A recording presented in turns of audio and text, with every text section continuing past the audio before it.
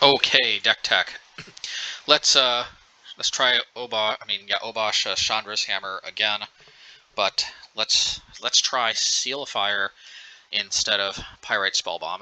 That's going to necessitate some other changes, which I have mixed feelings about, but I'm not sure the order this is going to be uploaded in. But I have been very impressed with Seal of Fire in the Obosh Prowess deck, and I want to try it in Obosh Chandra's Hammer because yeah, you can't cycle it like Pyrite Spellbomb, and yeah, it can't hit pro red creatures like Pyrite Spellbomb. But a lot of the times, you really I think want to keep this sitting around. I mean, the main culprit is obviously Ragavan, which is omnipresent, obviously. And just having Seal of Fire sitting around, it's just such great Ragavan insurance, and you don't have to sacrifice a land like Lava Dart to do it when you're untapped. It just enables us to be much more aggressive with Chandra. It just enables us to be much more aggressive with Blood Moon.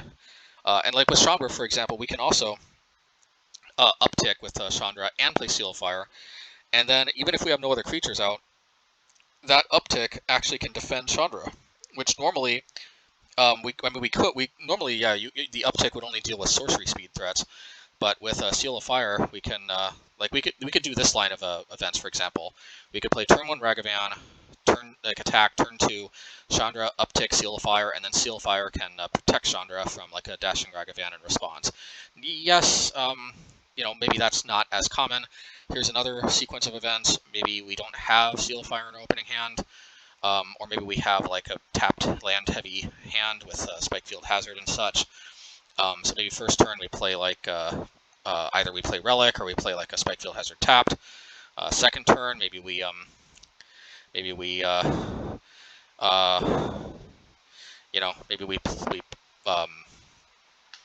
I don't know, play another Spikefield Hazard.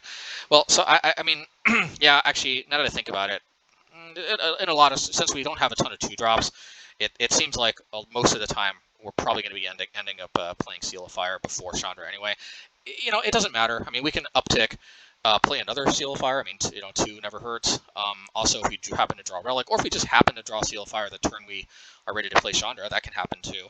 But even if we play Seal of Fire before Chandra, we play Seal of Fire, play other stuff, then we play Chandra, we can uptick, play like Relic of Progenitus, or we can Lightning Bolt some other creature on the table, or Spikefield Hazard, or something. But at the end of the day, whether we're using the 1 red mana from Chandra's uptick, or whether we're just playing Chandra out, having Seal of Fire is a great way to protect Chandra, or just protect ourselves from a dashing Ragavan the turn we tap Chandra. And I think that's huge. It was super helpful in the Obosh Prowess deck. Yes, this deck, and I think I said in that deck tech that I wasn't inclined to really play it in this deck, but I want to give it a shot. My thinking was that we don't have Light Up the Stage, and maybe Light Up the Stage kind of helps us hit our land drops. Maybe Pirate Spellbomb does too. And yes, I know it did in the past, but I don't know. Let's give this a shot. Just because the freedom of being able to tap out and still be able to deal with Ragavan just seems very, very good. I like that, and and we still got so much stuff in the sideboard to replace it with if we're facing like Blue-Red Control or something, and it's not going to be at its best, just 2 damage. Pithing Needle, and I'm pretty sure it's Pithing Needle, not Pithing Needle. I mean, Pith. Anyway, I don't know. I could be wrong about that, but and then there's Pillage. Yeah, I mean, there's nothing else. There's Pithing Needle and Pillage. We could take out Seal of Fire for Pithing Needle, Lightning Bolt for Pillage. We might even want to take Lightning Bolt out, but if we do, we got other stuff. I don't know, let's get to the games. Let's see if Seal of Fire works. Oh yeah, but before we do, yes, this means we no longer have room for 2 Mages of the Moon. Well, I mean, with only 2 of them in the sideboard, I don't know, I've just not been seeing as much Tron and Amulet Titan as before. Particularly Amulet Titan, we can probably beat Tron with just Moon and Pillage. I mean, definitely the more Moon effects, the better. But, yeah, the main thing is we haven't been seeing as much Amulet Titan, and even so, 2 Magi, we're not necessarily seeing it all the time.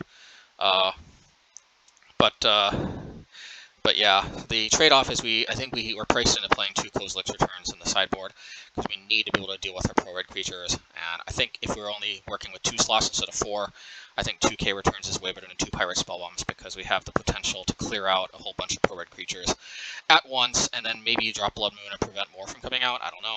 I think that's, you know, or at least slow them down so that, you know, maybe we can tick up Blast Zone. Yeah, I mean, K-Return has served me well in the past for dealing with Prowess creatures, so we'll see if it serves us well again. It has in some of our other decks. Let's see. Take care, everybody. Let's see how the games go. All right, match 1. Let's go. Pirates of the Dream Den. Let's see. Keep. I don't like being on the draw because if I could just play the Relic if I was on the play, but now I have to hold up for Ragavan.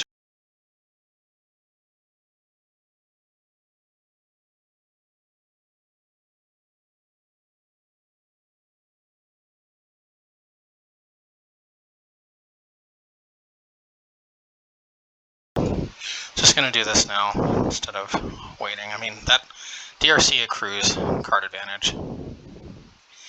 So, okay, not a problem, I got Relic.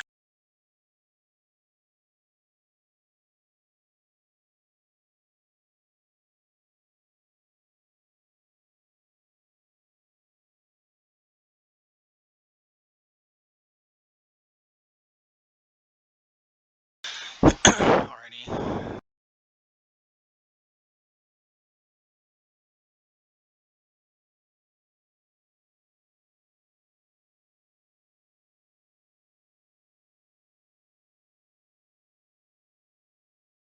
If I can land Blood Moon, that might be huge.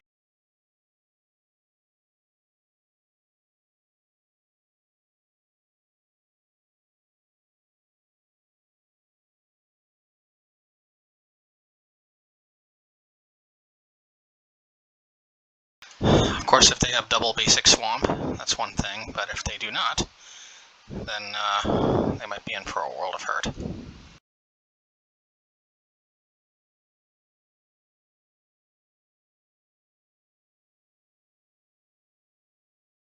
I guess that answers the question. World of hurt it is.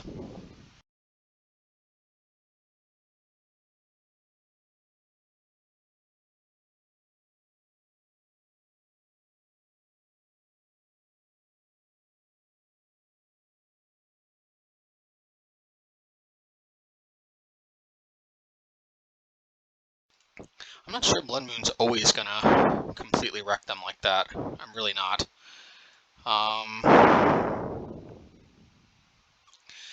Let's see.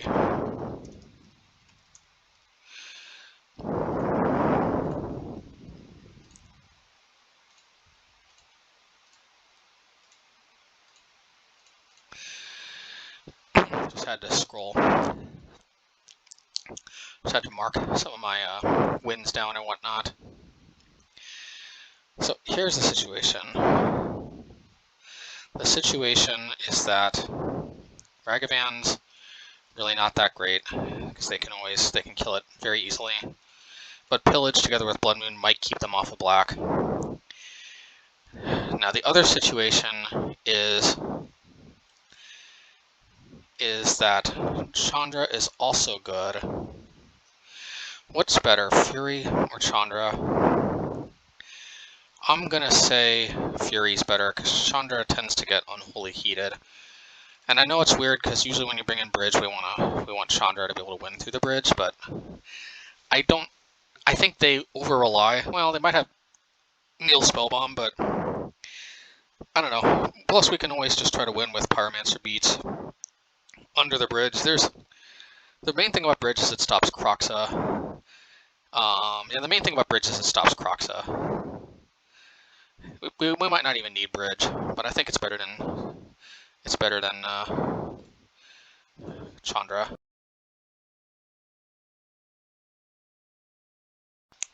Chandra is just constantly under pressure from attacks and constantly under pressure from unholy heat.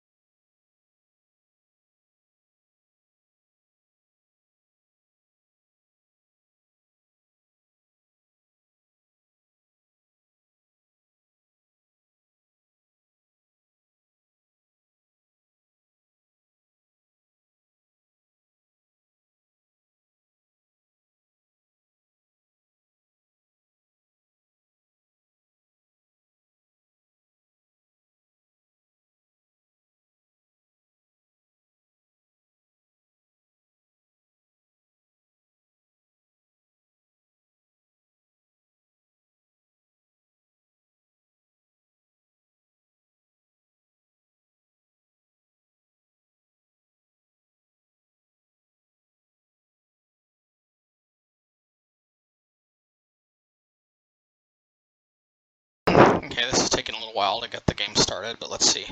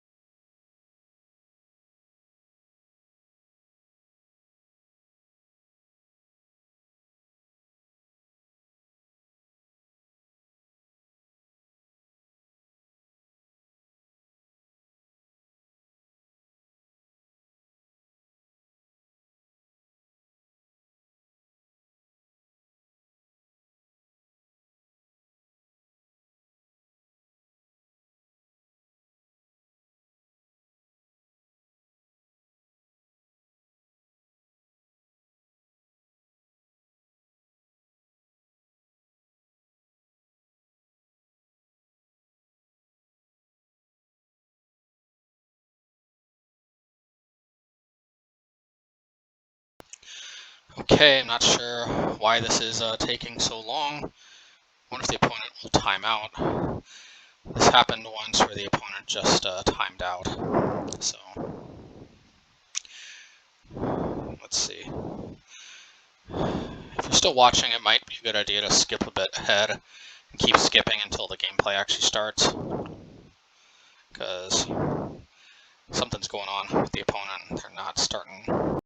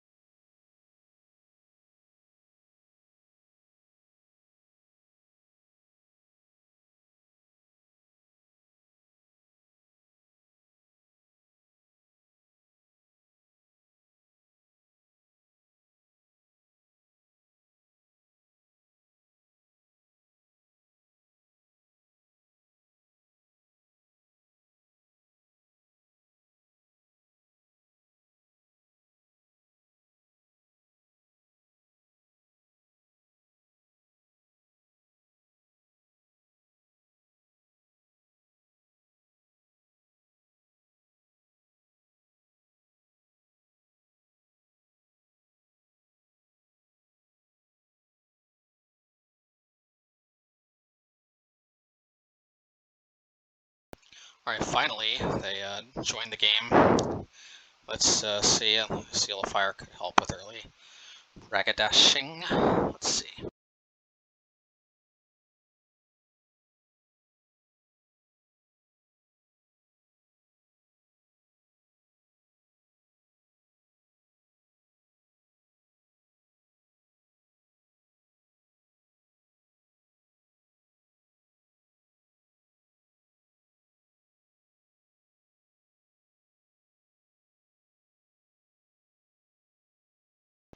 Alright, and let's see. If they deploy like 2 more Dragon Race Channelers, we'll just Fury. So we'll definitely take. or if they deploy Graven Karns all right, let's see. Okay, this is what it is. I'll just deploy this. I think I can afford to be patient because of Fury.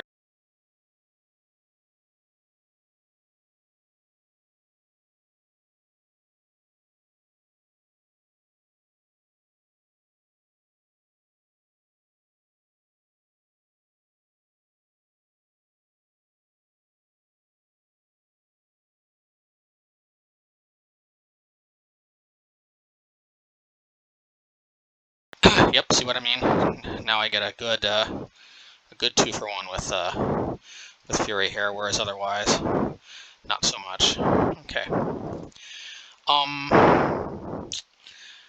You know what? I think I am going to ditch Obosh, believe it or not. The reason why is that Hammer can be a great. Well, I need Hammer to win if I draw a bridge. That's one thing. The other thing, Hammer also it's just a clean answer to like another DRC, even if it has Delirium.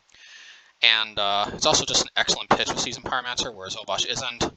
Obosh is liable to die to Unholy Heat. I mean, Obosh is good, make no mistake, but sometimes Obosh is at its best just being fodder for Fury, and I kind of judged that was Obosh's best use right there. Okay, I do not want this to grow out of range.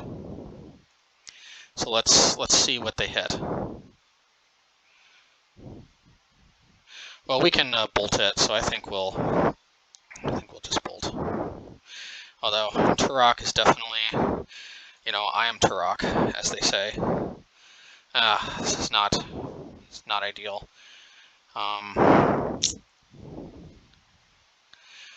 Let's do this now. Alrighty.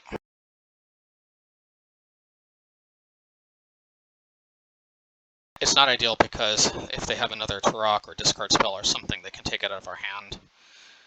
It is what it is, but it's much better for us, I think, if we hold the Seal of Fires just in play. I could be wrong about that.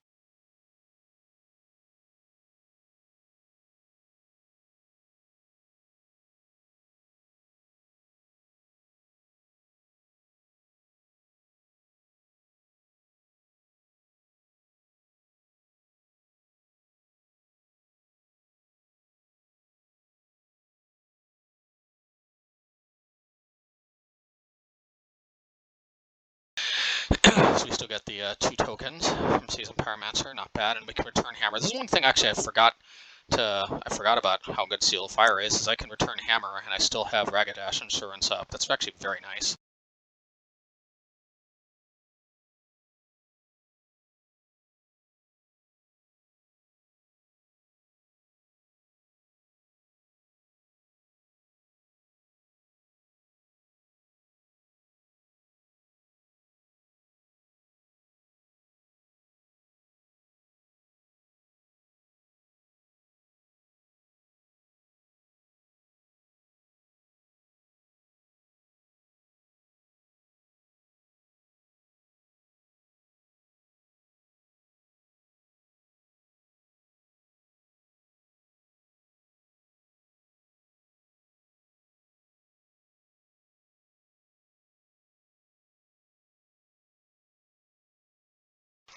I could offer the trade, but maybe best to just take that option away.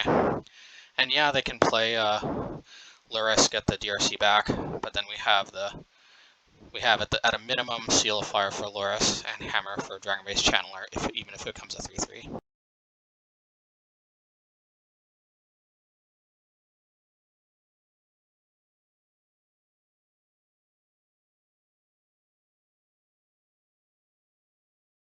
Alright, well at least we got our maximum suite for dealing with this, including Bridge and, we'll just return the Hammer to our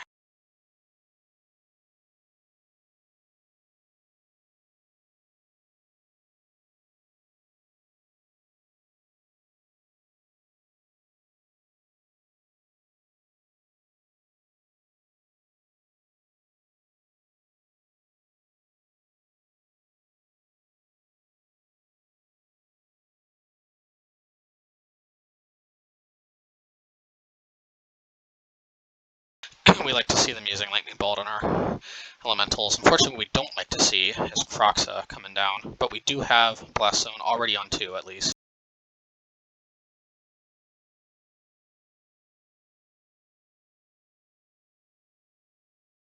Alright, so they're leaving themselves with 1 basic swamp. We could try to pillage that.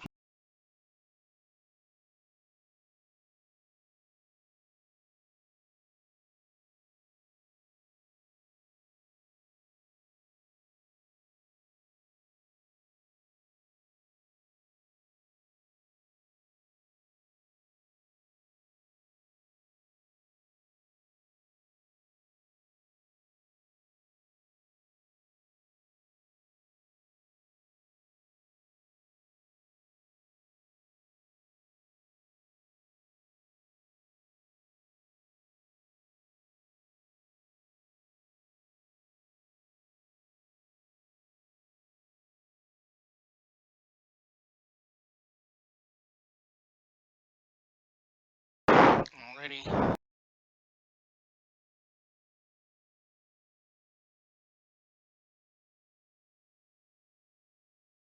Well, this is pretty clearly a job for Seal of Fire.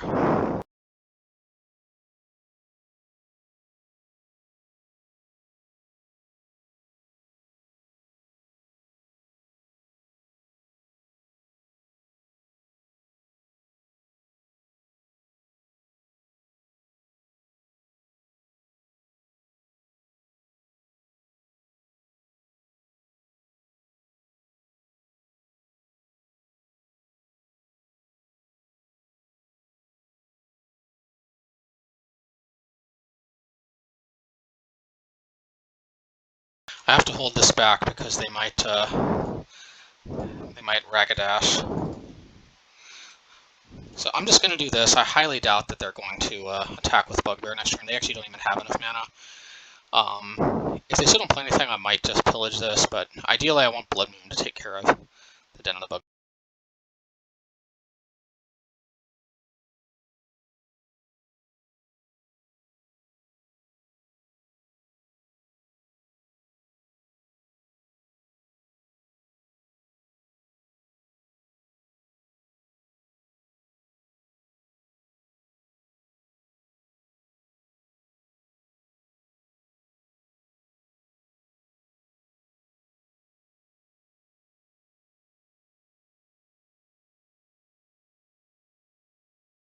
It's not too bad, I think, to lose the other.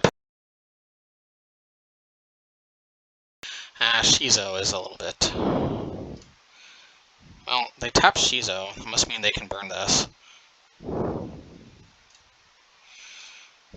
Okay, seems a little bit like overkill to me, but hey, who am I to judge?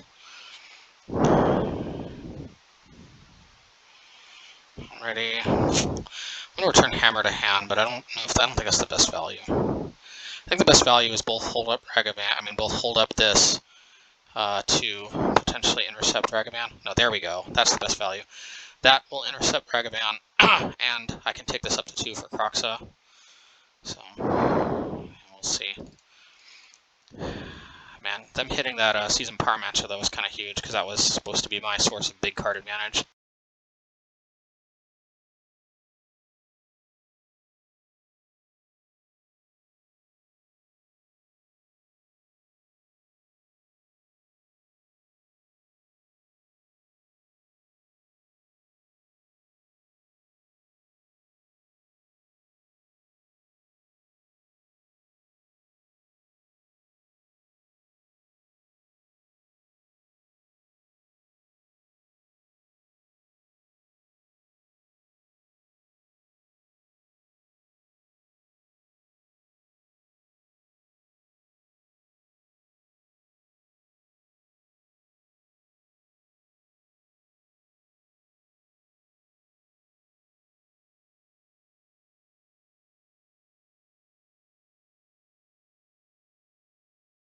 Yeah, I pretty much had to hope to draw something like this.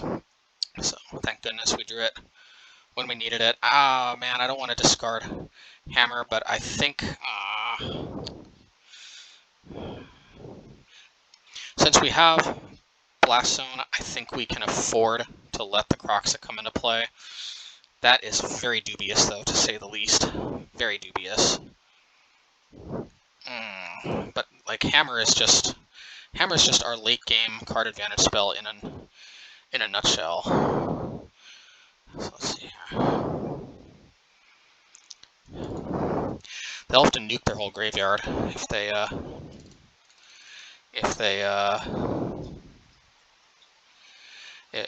put back Kroxa. I'm willing to tank the 3 damage. Let's see.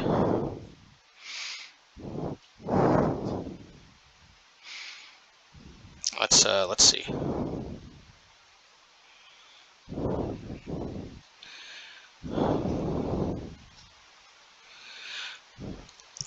I'm also willing to tank the Ragavan coming into play. They don't have a sorcery in there, so.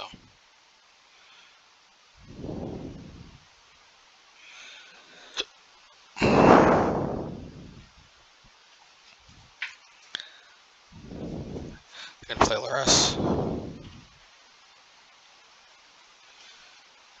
Okay, I can't blame them for going for Kroxa, but I think that was the wrong move. I guess we shall see.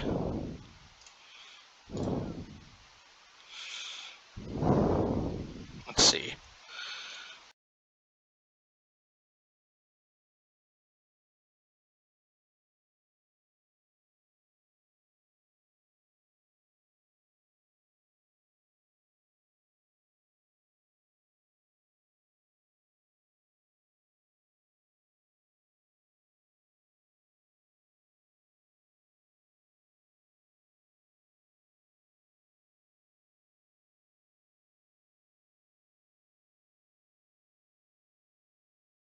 If I would have known I'd draw exactly a land, I probably would have returned. Nah, actually returning Hammer was off the menu. All right, let's see. Fortunately, they can give Fear, but still, at least we can. At least if they give Fear, well, I will block this. I'm surprised that they didn't give Fear beforehand. Now, if they play Luris, I probably will. Maybe I should have just tanked the.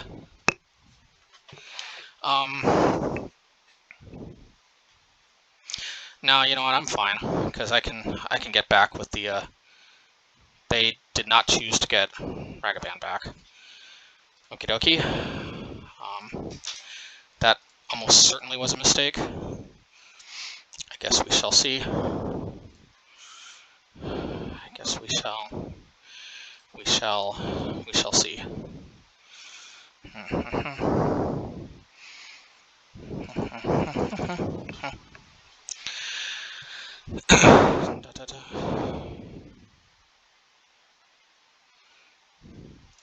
Alright, that is fine. I have to deal with that.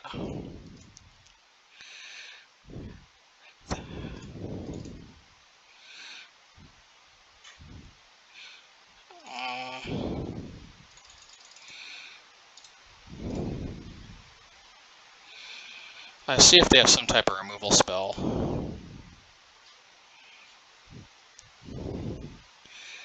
I assume they do, but I don't know. I assume they do, but I don't know.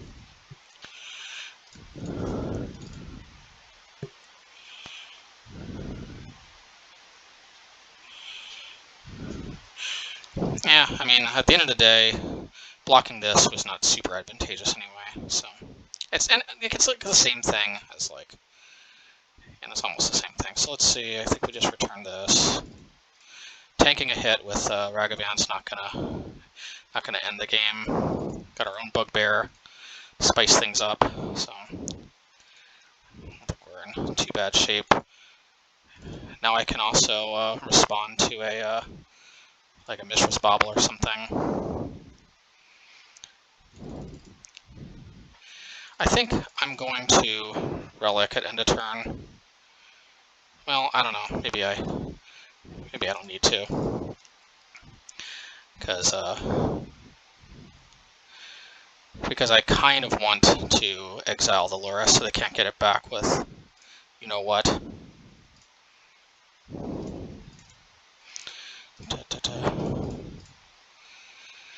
I kind of want to hold up Bugbear for DRC. I would love to get in there, but number one, I want to hold up Relic, and number two, I do in fact want to hold up for DRC. I don't want to go down to 6. I don't like being in double bolt range, even though they already used 2 bolts. You know, 2 more bolts in their deck could get me.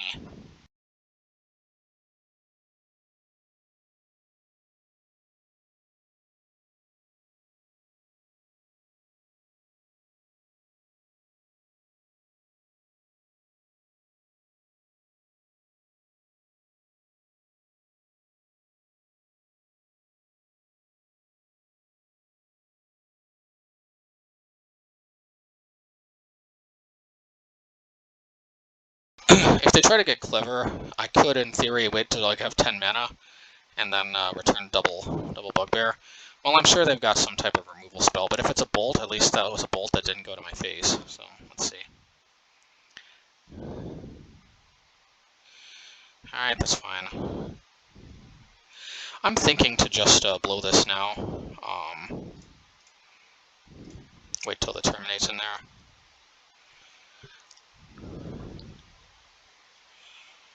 Yeah, we'll just do this.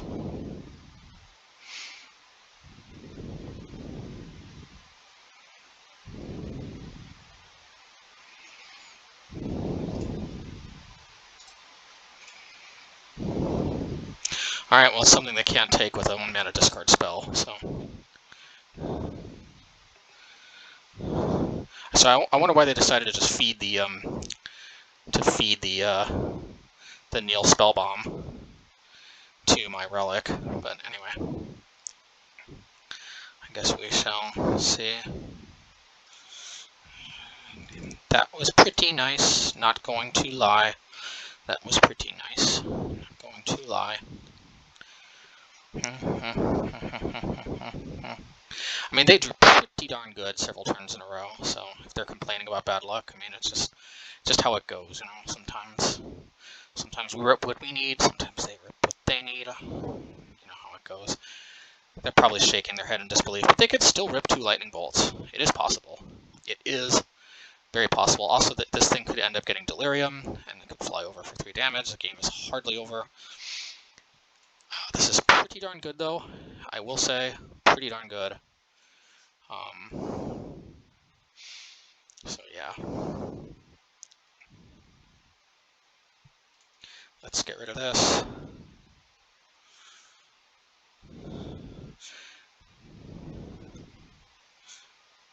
Okay, they've just had enough.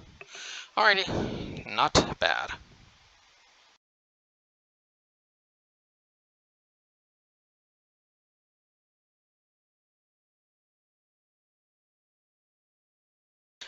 Okay.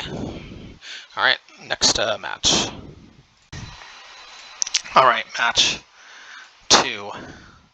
Let's go. Let's see how this one unfolds here, shall we? Yeah. Yeah, I don't keep. Man, Urion, I hate. Jeez.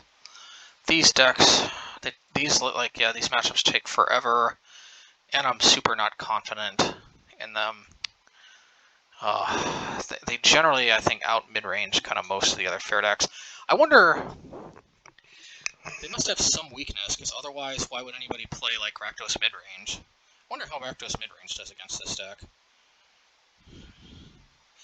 Well, they have one thing we don't, though, Thoughtseize. Thoughtseize on Urion definitely helps, although they could just wait to 8 mana and play it, and a lot of times it's more powerful if they wait long enough to 8 mana, so even then, I don't know. Yeah, I'm genuinely curious how the Rakdos mid-range matchup goes. I'm going to pull out a Seal of Fire. And I'm sure Rakdos mid-range is a way better combo matchup.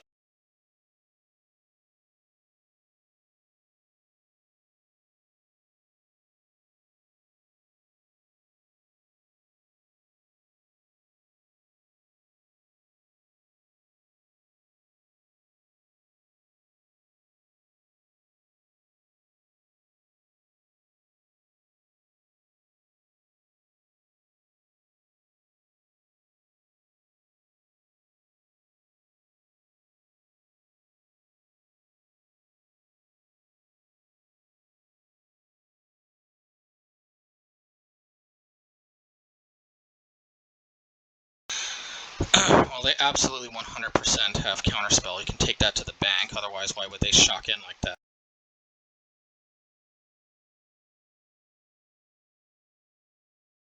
Okay, I guess they psyched me out.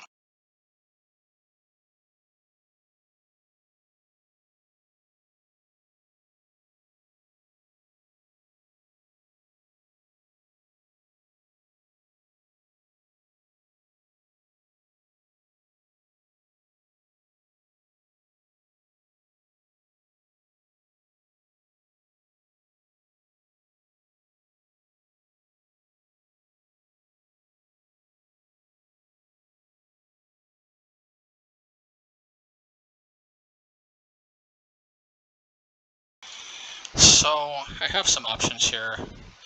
Let's, I think... Yeah, let's play Blood Moon. And then I think... Let's just,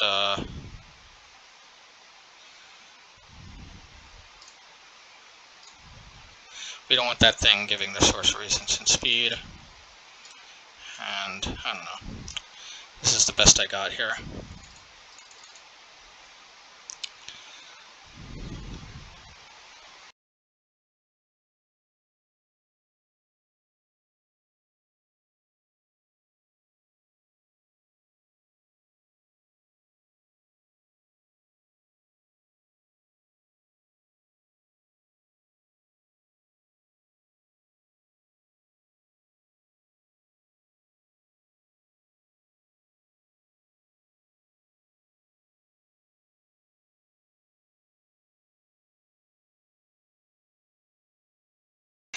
Now, more Utopia Sprawls or Abundant Growth is probably just my undoing here, but we shall see.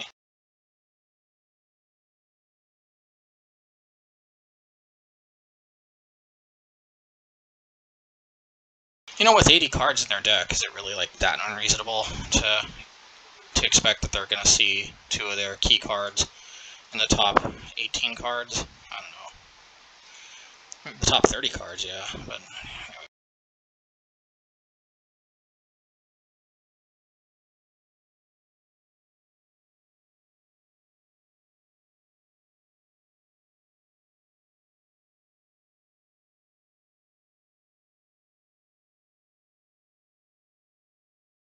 Hopefully, at the very least, I don't have 5 mana to Solitude me.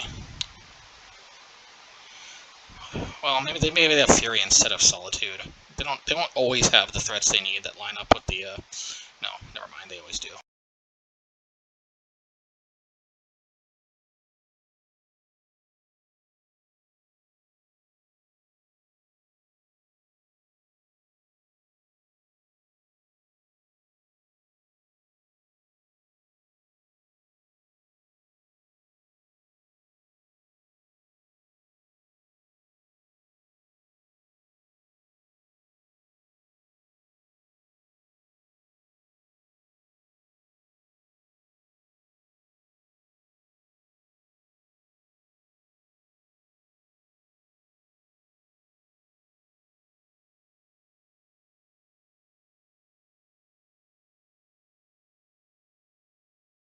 I think I'd like to hold on to Spikefield. I think in the long run, it's probably going to be better, especially if I have to pop the Relic and get rid of my hammer. We'll see.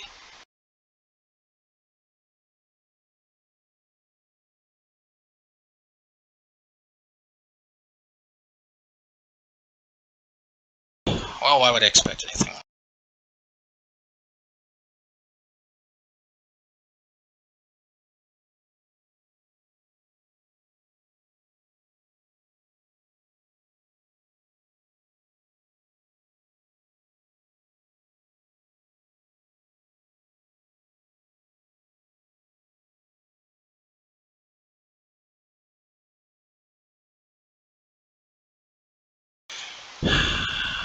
Yeah, I think I need hammer.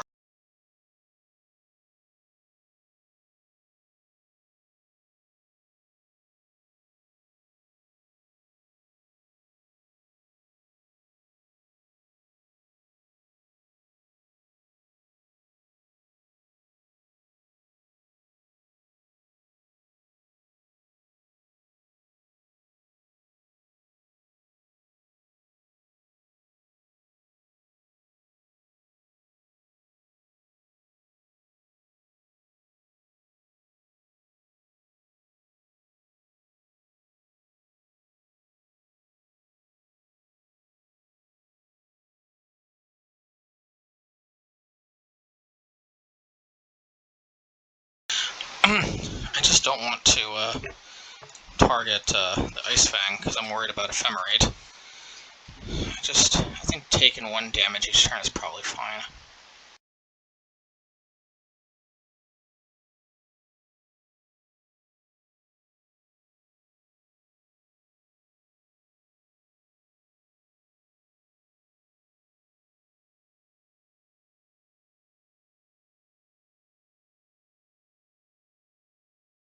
At least they had to use something, so they're probably gonna... Yeah, well, hopefully they don't have another one. You've got to be kidding me. Well, they're gonna have a little bit of a truncated Ephemerate spree here, because... And they had to go -1 card advantage on that thing. Because they couldn't hammer that thing, and... I don't know, maybe it's not all completely lost. Although if they have another Ice Fang, hopefully I draw a Seal of Fire or something. Let's see.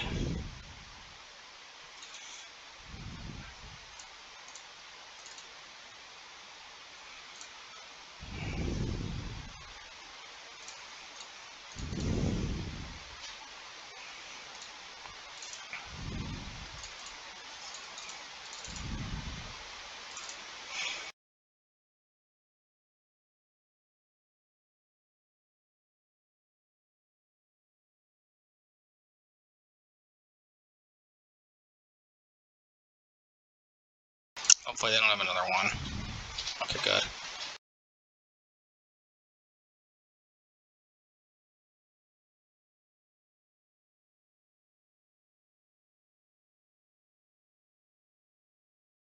Well, Hammer could help. Good thing I kept Hammer around. See, like, this is why Hammer's in the deck, because otherwise, like, I'm just kind of up, you know what, creek without a paddle. At least Hammer is a paddle, if you know what I mean.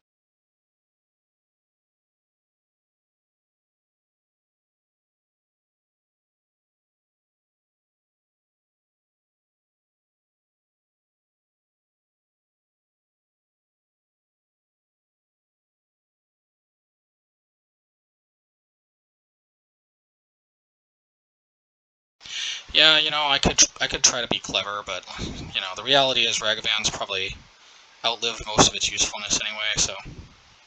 Alright, let's just see.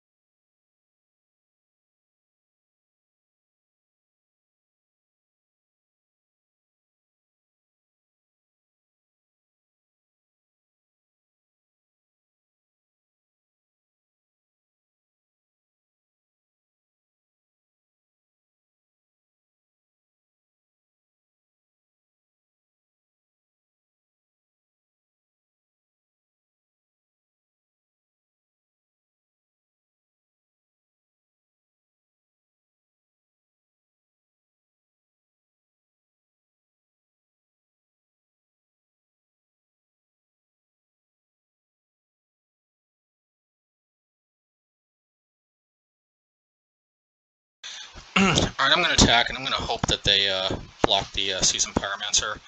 I mean, I'm just as likely to have... I mean, I'm actually more likely to have Lightning Bolt than Seal of Fire, since I already used 2 Seal of Fires. So I feel like blocking Seasoned Pyromancer is the more natural choice. Plus, I kind of need to attack with all, just in case they, yeah. Okay, so I needed to do this to take Grenin 6 off of Ultimating anyway. And if they don't have Counterspell, then I can finish off Omnath too, which is nice. And if they do have Counterspell, maybe I get to resolve Seasoned Pyromancer. So there's upsides here, you know, so we'll see.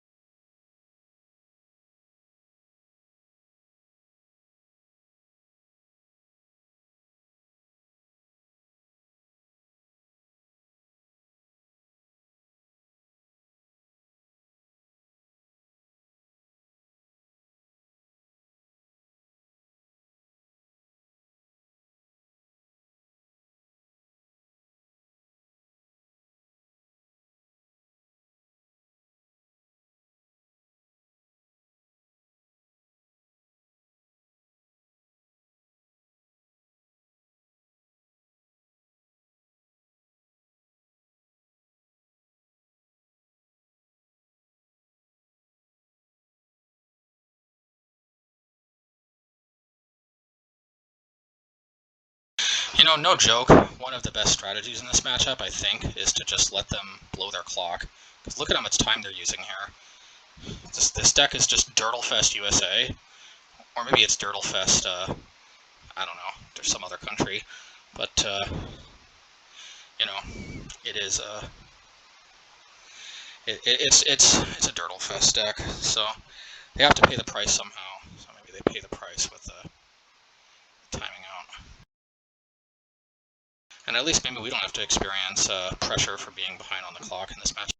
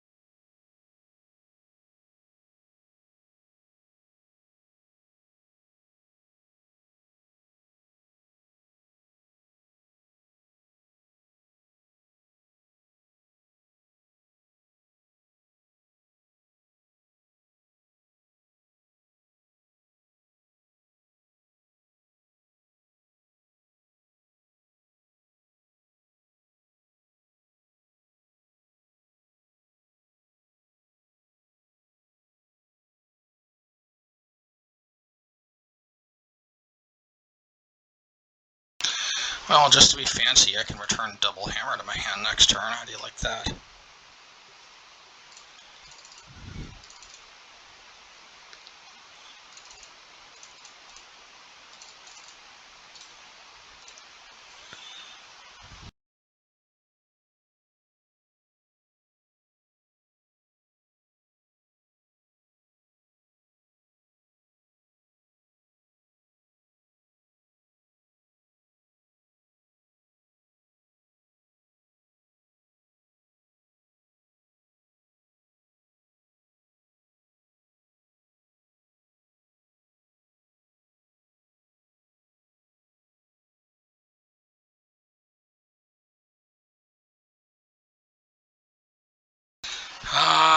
unfortunately I can't hit the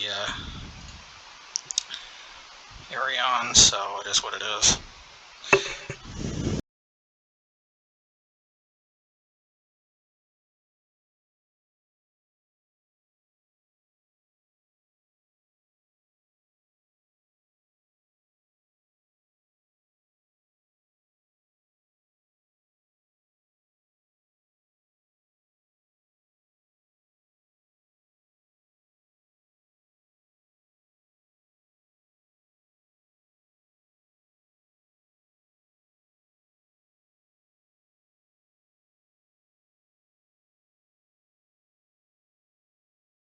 So I'm thinking, one idea is I could try to play Ensnaring Bridge to protect Chandra, or to protect Hammer.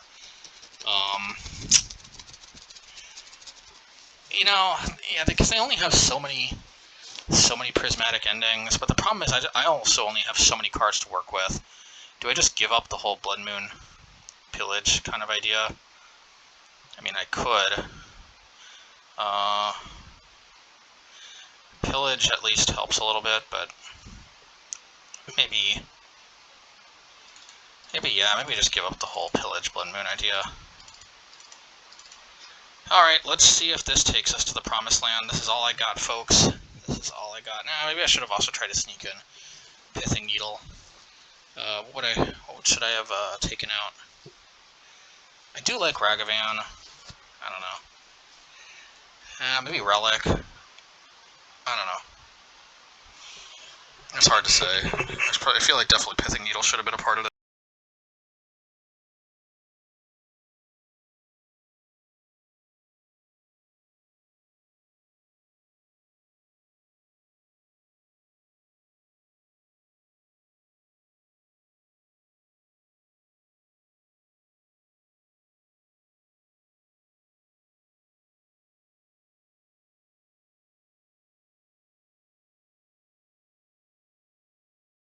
Well, this is risky, but it's got Ragavan, so here goes nothing.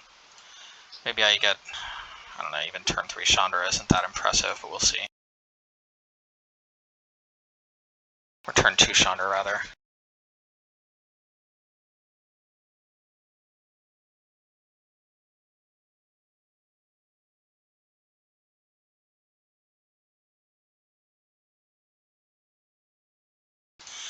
Well, one of the few times I actually connect with Ragavan, and of course I don't hit my 3rd land drop. My 2nd land drop, actually. So we shall see.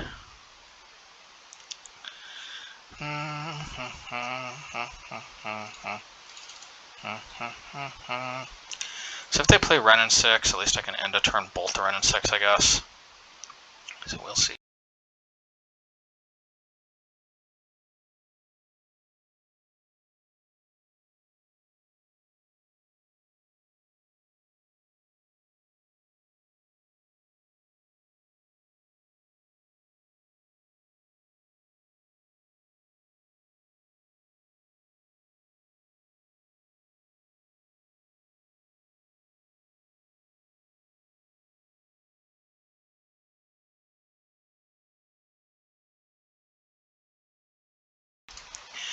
Alright, well thankfully we have a 3rd land drop. But I'm probably going to have to use Lightning Bolt to clear away a Ace Fang Coatl. Let's see.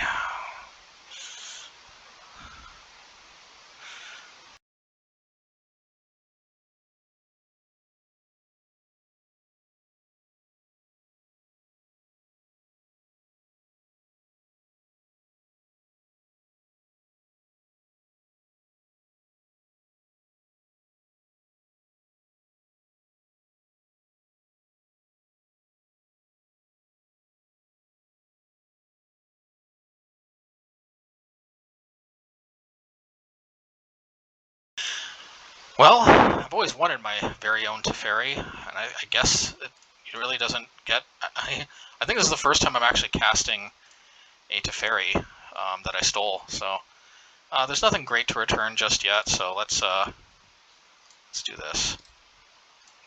Alrighty.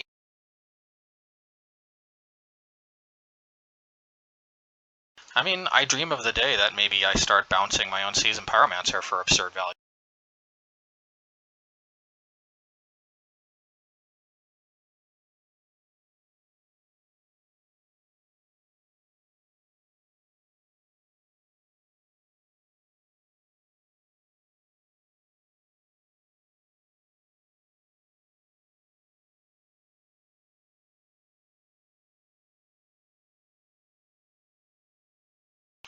Yeah, this is making me think maybe I shouldn't have been clever, and I should have just gone for Chandra. I suppose we can always return Ren and 6, though, although then it gets extra loyalty. And actually we can't, because it can't even hit Plainswalkers. Okay, good. We, let's do this then, shall we? Let's go. Da-da-da-da-da. Da-da-da-da-da. Da-da-da-da-da-da. Maybe I should have gone face, but I don't know.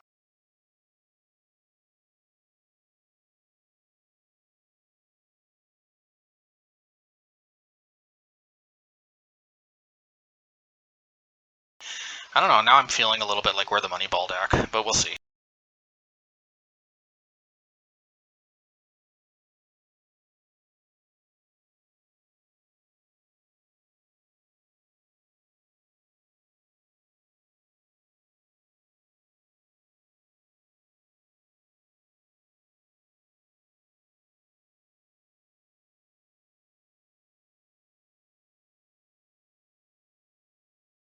Please play Omnath, because then I can Fury it.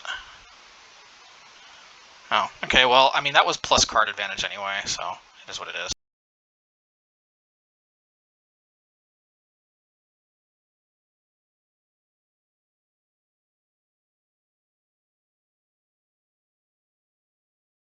I'd love to play Season Pyromancer, but if they drop Fury next turn, I'm going to absolutely, not Fury, I mean Omnath, I'm absolutely going to need this Fury, no doubt about it. And there we go.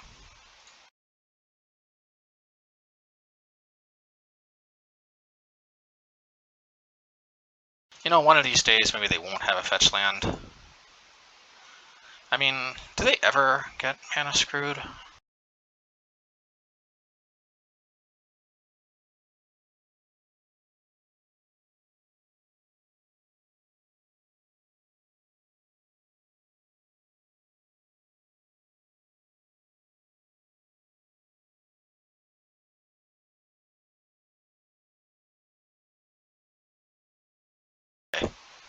Man, what I was dreaming of is dropping Obosh, pitching Fury to kill both the Ren and 6 and the Omnath, but alas, can't do that. But what we can do is we'll do this, and we'll pitch the Obosh and the Spikefield Hazard, because we need yeah, okay. I like Hammer, but I think we dream of the ability to draw into better stuff. Hopefully no Solitude. Okay. Yeah, we gotta kill this thing. It's generating absurd value. Just gotta hope they don't have another one. Let's see.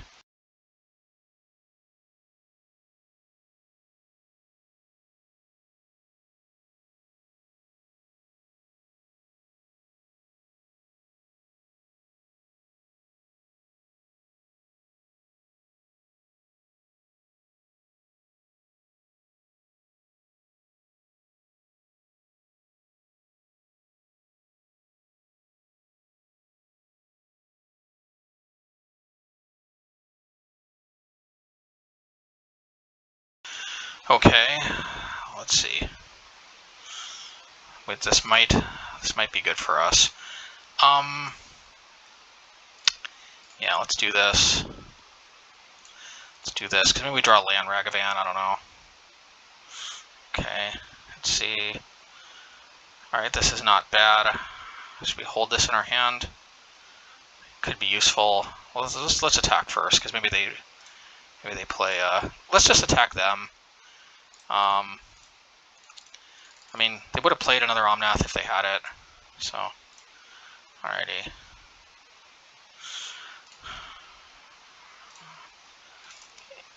let's see.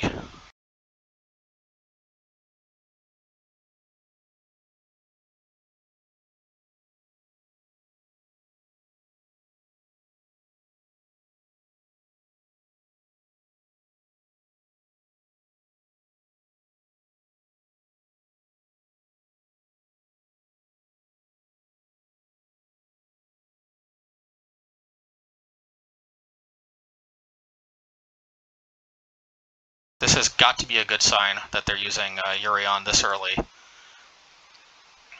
Let's see. I may want to just crack the relic just to see if I can draw something good, because we're right on the precipice, if you know what I mean. Let's see here. We're right on the precipice. Also, we don't take anything from our graveyard, so. Okay, so we could actually uptick. Let's see. We cannot uptick and play Fury. Let's see if we draw a land, can we uptick and play Fury? I think we can. Oh my goodness. Do we uptick and Bugbear for maximum possibilities? Playing Fury could be good to finish off Urion, but then if they have Ephemerate...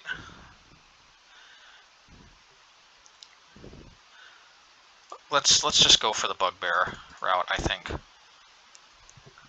Let's see. We shouldn't just put all our cards. Okay. Alright, let's see.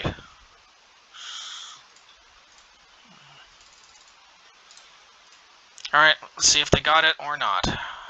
Put them in a position where... let's see. Well, that's a good sign. Alrighty. Maybe they don't have enough time to actually finish the last game. Alrighty. It's not bad.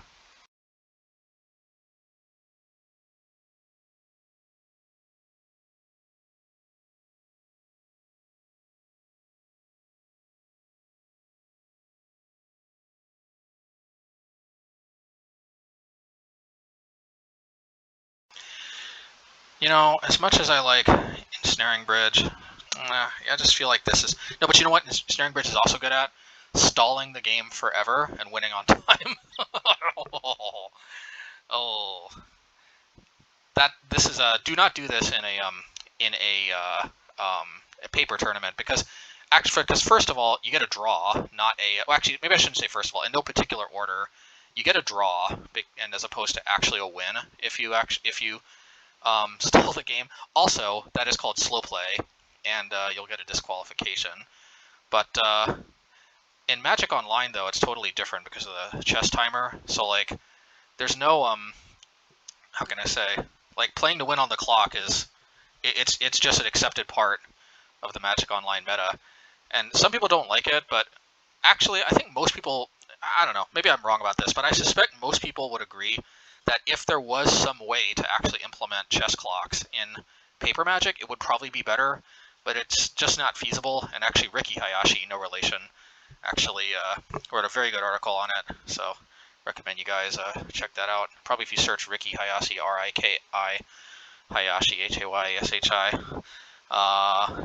chess clock, MTG or something, probably the article will come up. I think he made a pretty compelling argument for why chess clocks are just not ideal. But anyway, it's neither here nor there. So I think for our purposes, I think Relic is mostly getting supplanted by Pithing Needle. So, yeah. I haven't seen any Eternal Witnesses, which is the main card I'm worried about. Because I mean, when it comes to Wrenn and 6, Pithing Needle and just dealing with it can deal with it. Yeah, but what's it called?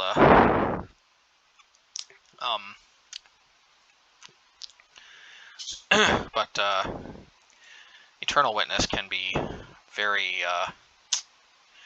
Okay, so the question is, do we tolerate this hand? Or do we demand better?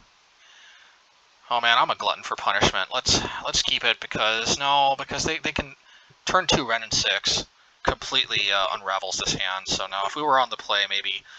Oh my goodness, what on earth? Well, it's better than nothing, I guess. Jeez, though.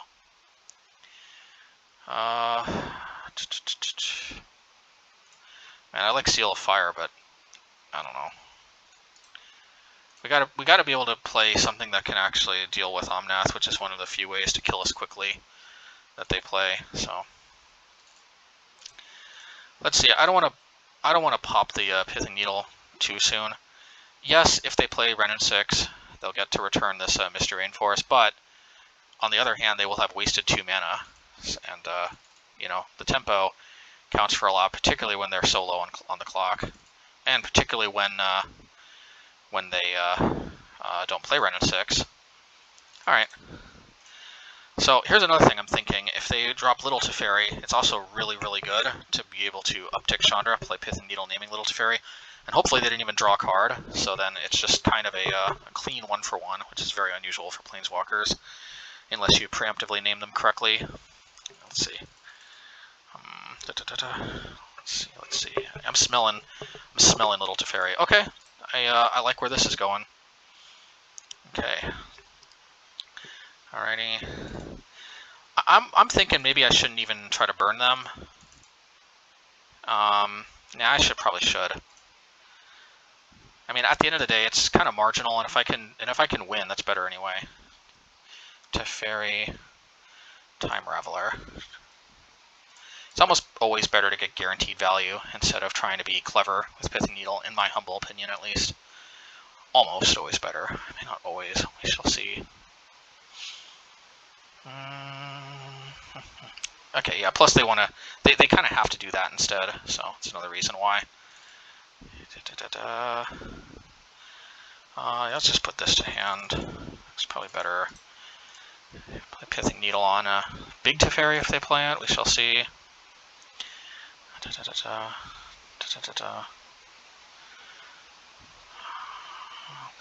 if they had Omnath, they couldn't have cast it off with the 2 green. So we shall see. We shall see. We shall see. We shall see. We shall see. Hopefully we rip a land and we can hard cast the Fury. That'd be pretty sweet. That'd be pretty sweet. Alright, definitely Omnath. It's definitely Omnath. Okay. Thankfully they can't ephemerate, so let's go. Let's go. Let's go! Oh, dang it. Dang it, I like Obosh. Yeah, without Teferi, actually, maybe Obosh is not... Maybe Obosh is actually pretty good.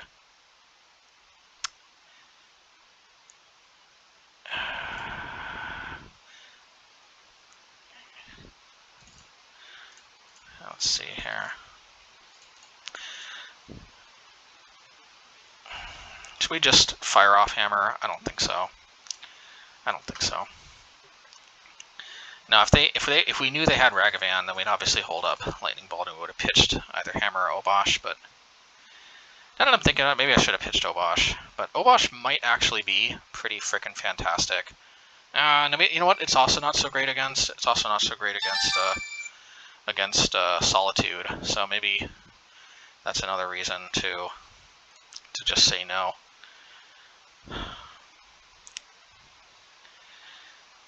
Yeah.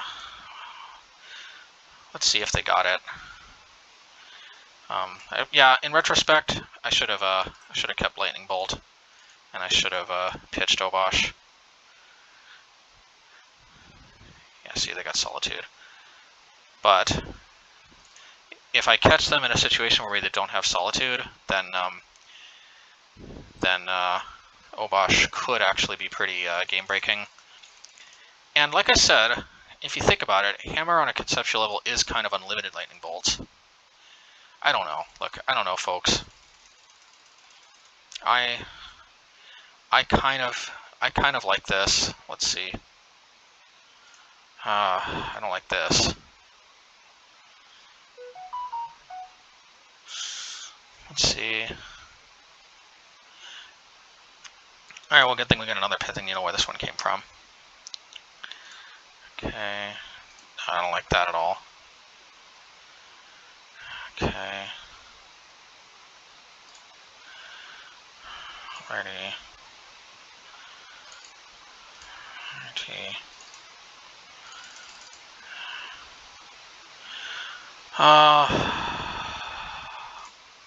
Guess we'll play Obosh. There's just more mana. No, you know what? This could backfire spectacularly, but let's do it. Okay, good. Yeah, let's go after Teferi Time Reveler. And I hope they don't have like Lightning Bolt or something.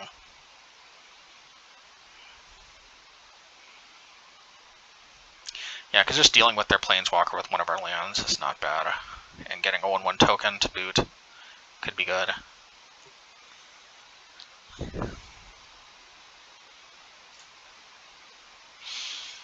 Alrighty. Okay. Alright, let's see.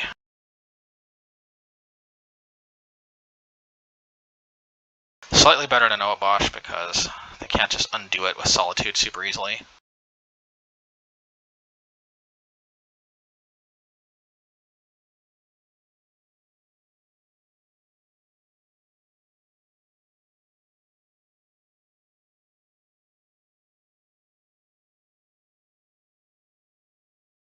I think it was an excellent design choice to give Omnath draw a card when it comes into play. I love the way Omnath is a must-kill card, and it rewards you for playing it if they deal with it again. So, you know, hats off. Let's see here.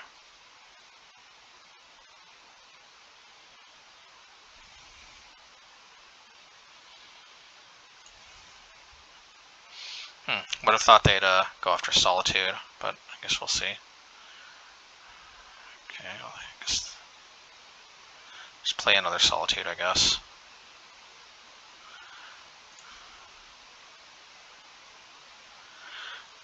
Well, Ensnaring Bridge, I mean, they already used 2 Prismatic Endings. Ensnaring Bridge might actually be pretty good, pretty good. Alright, let's see. We'll hold back for now.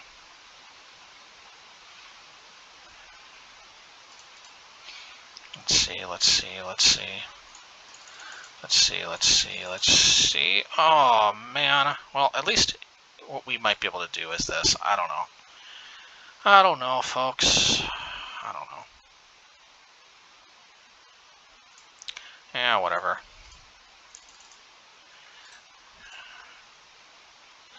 Let's see.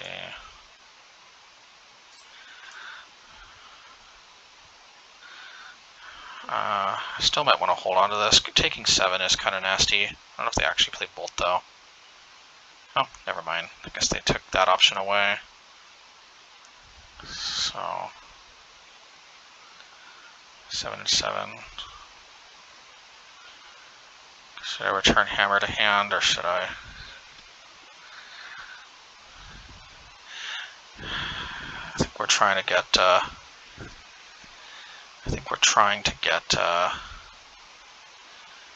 We need a blocker here at this point.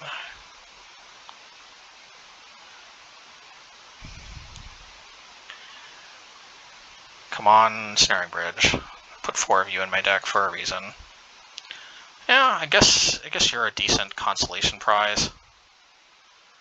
I really want to deal with Omnath so bad, but I think this is slightly better value here. And red and 6, I guess.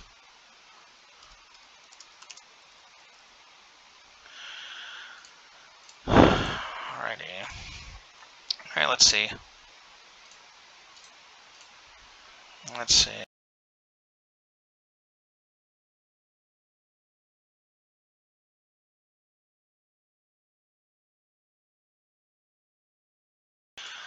Alright, now maybe it's a Snaring Bridge or bust, we shall see. But they probably have Counterspell at this point, unless they put Yuri onto hand. Okay! Oh no. Well, now Ensnaring Bridge ain't gonna cut it. Yeah, you know what, actually, I probably needed to name. Nah, I don't know, because they could just kill me through whatever.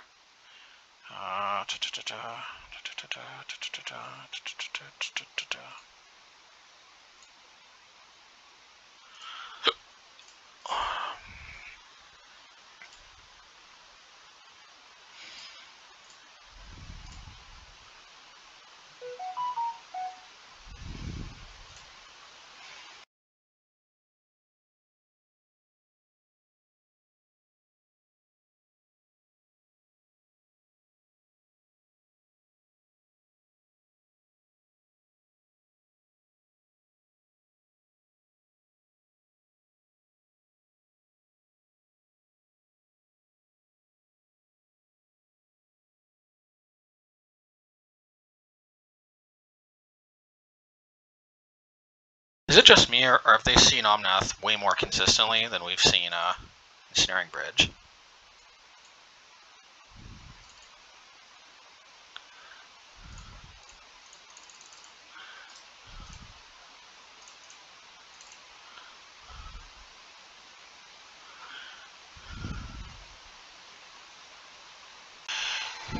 Okay, match 3. Okay, let's see here.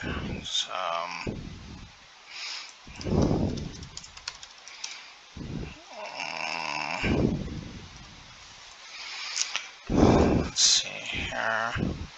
Yeah, we'll keep.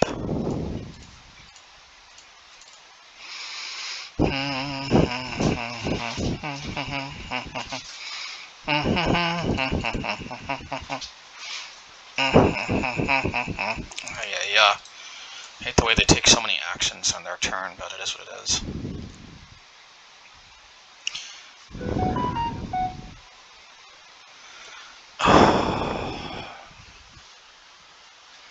Alright, let's see.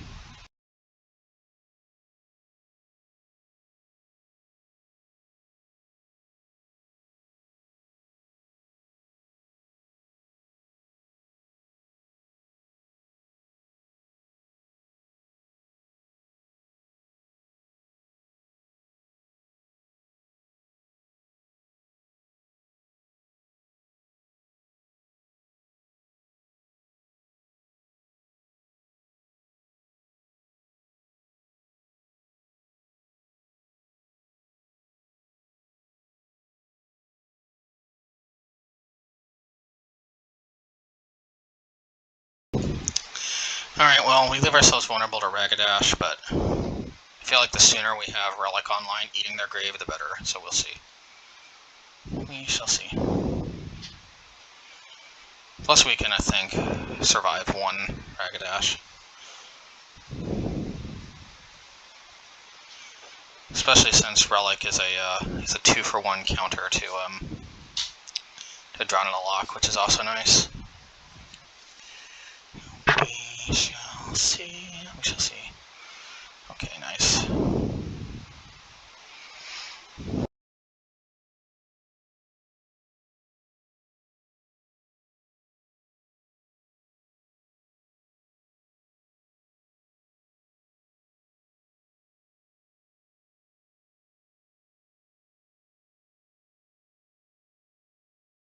I think that was kind of gutsy, actually, now that I think about it, because if they didn't hit Mishra's Bauble, they wouldn't have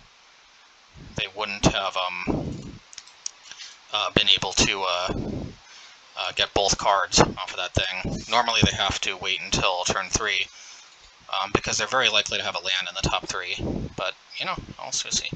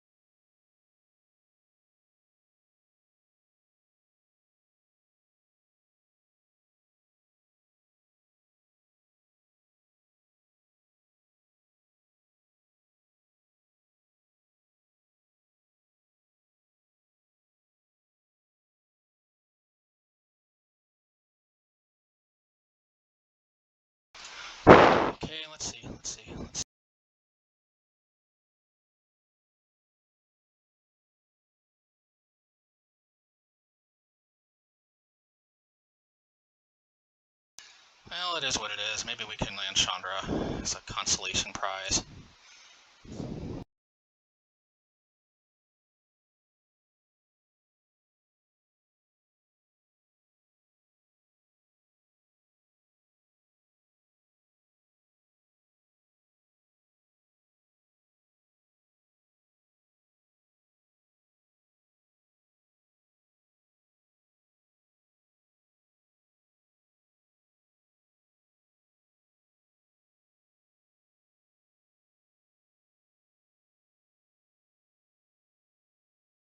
They don't seem to be Death Shadow, so I'll take the 1 damage.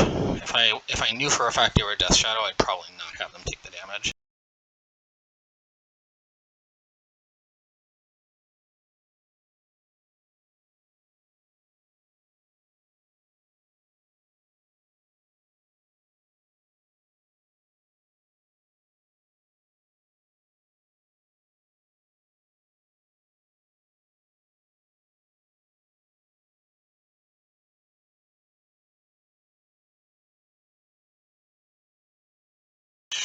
Well, let's see.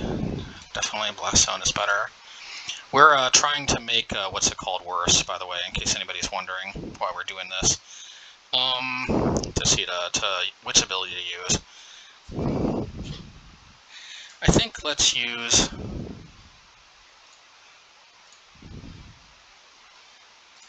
Let's use this ability here.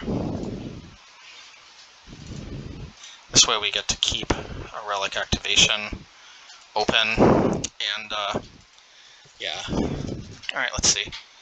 Because, like, if we reveal the land off the top, it'd just be very bad. So. And we're in a position where, at least if they deal with Chandra, it's a 1-for-1.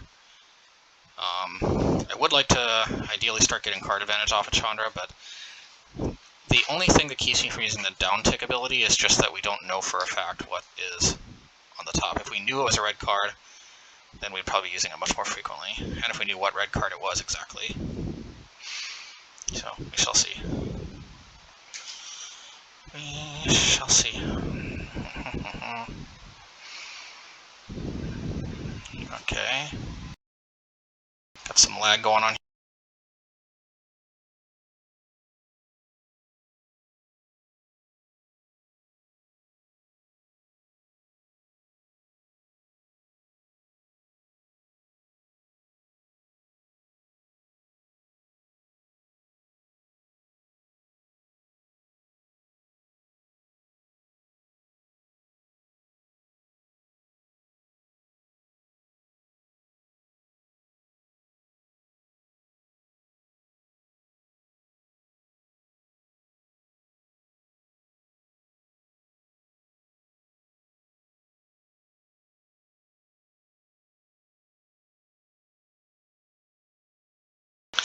Well, they have to use 2 cards on Chandra. It's not too bad, actually. Not too bad at all.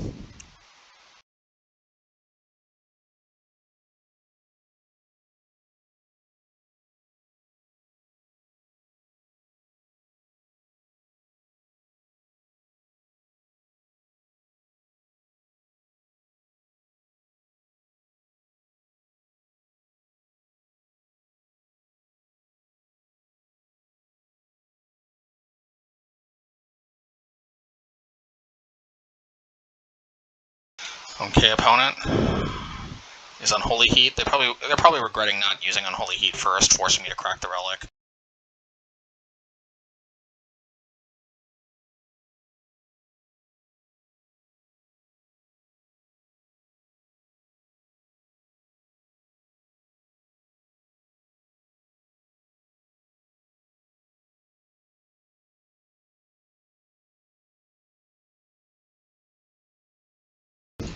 Well, this was a bit unexpected. Anyway, we're still going to dwindle our graveyard just for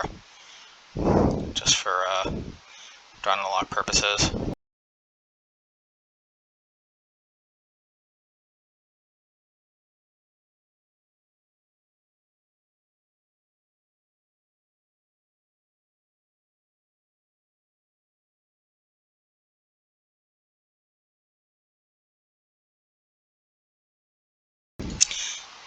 Okay. Oh, what am I thinking? I should have. Nah, I don't know. I don't know. I don't know. Yeah, in the long run, I think it's. But that was a 2-for-1. I don't know. It's kind of could go both ways. Yeah, let's see. Oh, I totally should have cracked Relic, I think. Oh man. It just confused me by waiting till my upkeep. Like, why? Oh, I see, because they wanted me to use the mana on my turn. Whatever, I'll bite. I don't know, in the long run, this is a lot of value in my graveyard.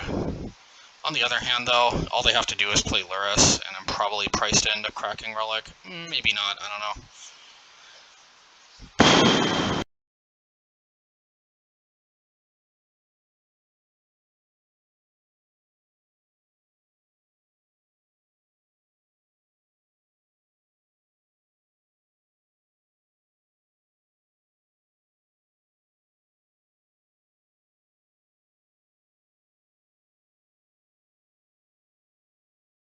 Just in case they played Daredevil or whatever it's called. Let's see.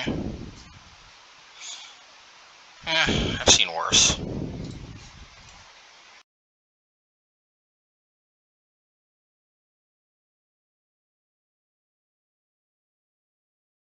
I mean, our graveyard is our late game in a nutshell. On the other hand, I think this is where the fun stops, because if they play Luris, and then they play Snapcaster Mage, and they Thoughtseize or Obosh, just like, ugh. That's a little ugh. And they might have had some type of line like that available to them if we had cracked the Relic on our upkeep. Then again, maybe Chandra would have just ran away with the game, who knows? I don't know, it's hard to say.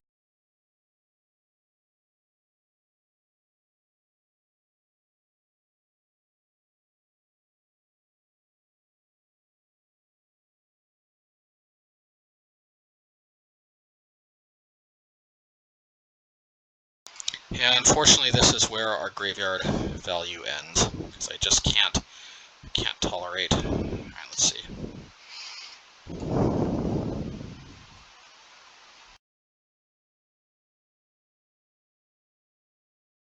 Remember, though, at the time, we didn't necessarily have... I mean, I'm kind of rationalizing it because I probably would have cracked... No, I don't know. What bothers me is I just didn't think about it enough. Okay, let's see. I think Obosh is kind of overrated here. Or maybe not. You know what? Obosh is probably the bee's knees.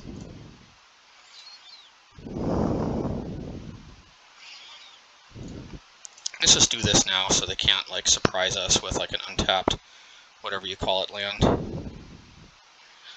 Alrighty.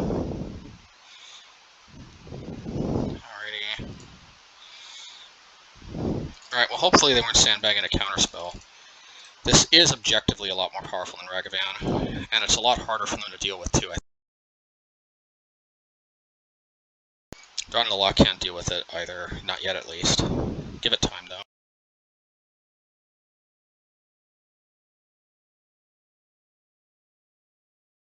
Alright, we need to see some Pyromancer off the top to keep parity with this one.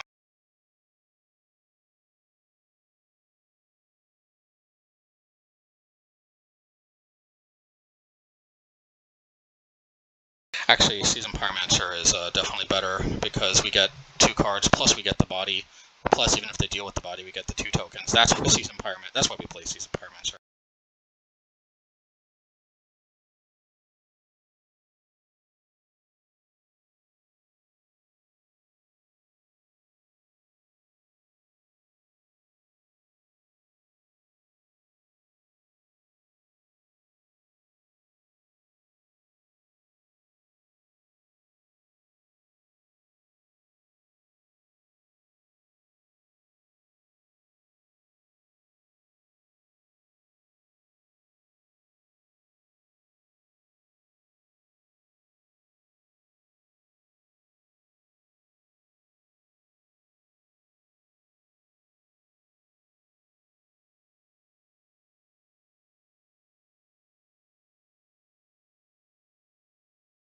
Hell, I don't know. Maybe they were digging for Terminate. I don't know. Let's see. If we got nothing better to do, we'll probably play Bugbear. We'll see.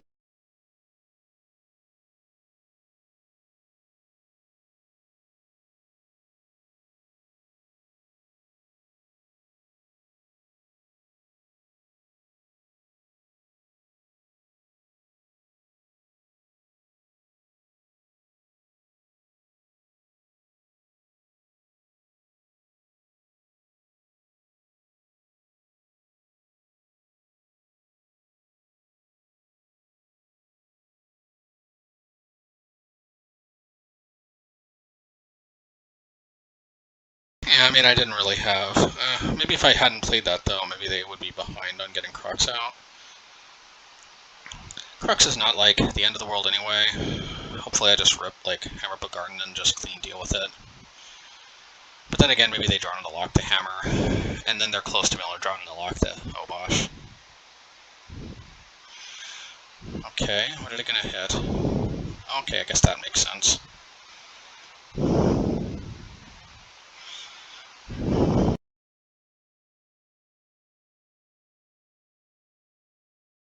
At least they're putting themselves further behind with Croxa. So if I would have known for a fact that they wouldn't have any discard in their hand, and that they wouldn't have had the ability to get flashback Croxa, and that they would have played Snapcaster Mage, I probably would have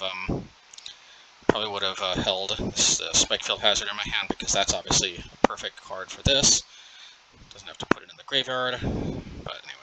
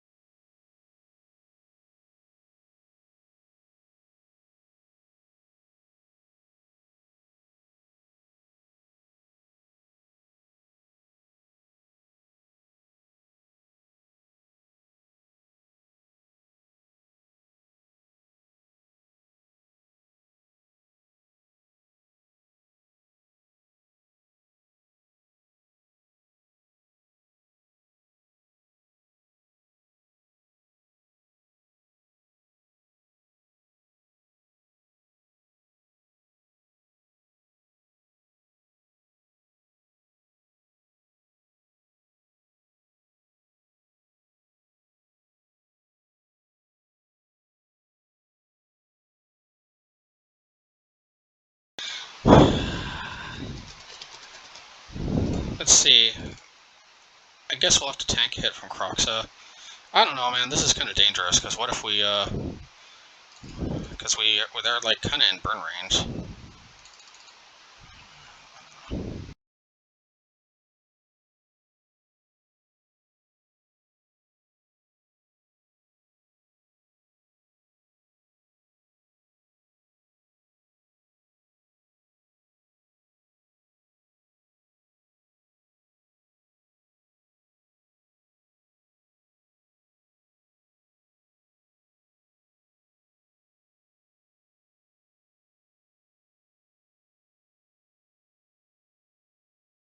Just in case they have Kolaghan's command, I don't know. It seemed like this would be a better attack. Did they wait until I get the token?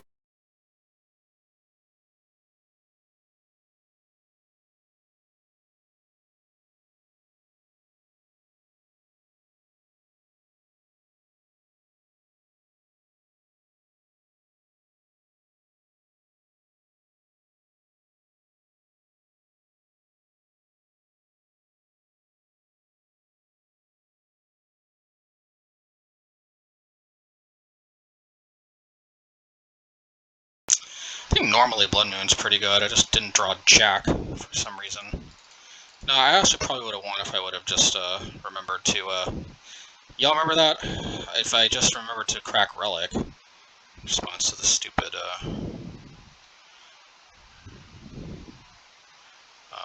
what's it called? Snapcaster Mage, then I probably would have won. don't think Ragavan is where it's at. It's just gets easily outclassed by most things. Ensnaring Bridge, there's some consideration, but they don't seem to be so all in on creatures. Do we really just want to play this for Kroxa? I'm going to say no, because we actually are not super vulnerable to Kolaghan's command without it. Relic of Progenitus, we can still draw a card off of, so.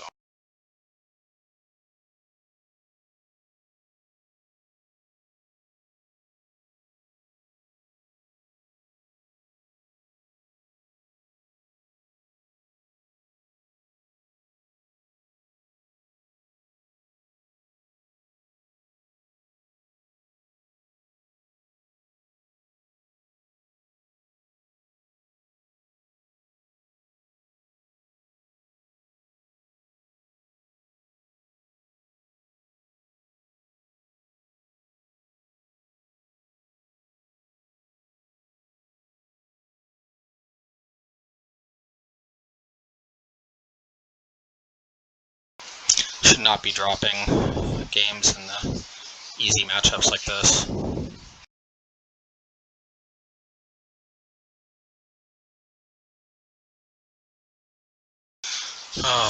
With hands like that, though, what are you supposed to do? Okay, I think we can afford to pitch one relic. Maybe we also didn't need the Fury now that I think about it. Yeah, in retrospect, I probably didn't need the Fury.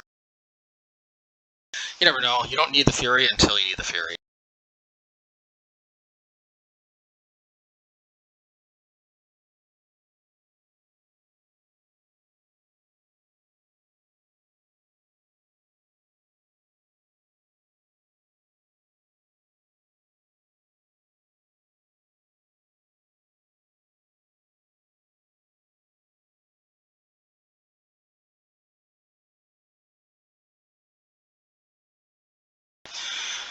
Well, maybe we need the Fury, although using Fury on Ragavan seems like overkill, but sometimes you gotta do what you gotta do, so we'll see, I guess.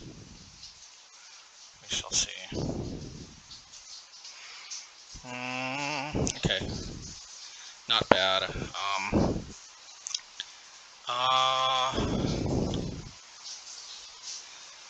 I hope they can't Spellpierce it. They are playing blue, so that is a worrying consideration. Yeah, let's just do that. Yeah.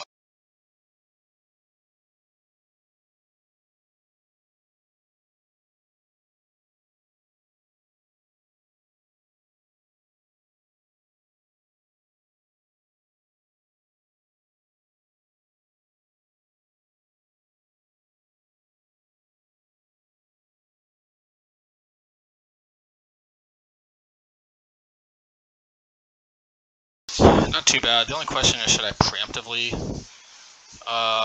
crack this or not? I might just preemptively crack it, but then they'll hit the next relic. But I don't even know if I'll have a next relic. Yeah, let's just do this now. Alright, let's see. Alright.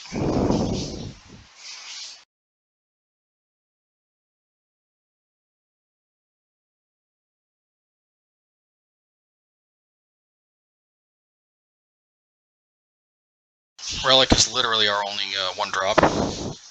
And by cracking Relic, we also increase the chances of drawing Blood Moon, which might have been the best possible card to draw. Okay, this isn't too bad if they have to 2-for-1 themselves to deal with Chandra.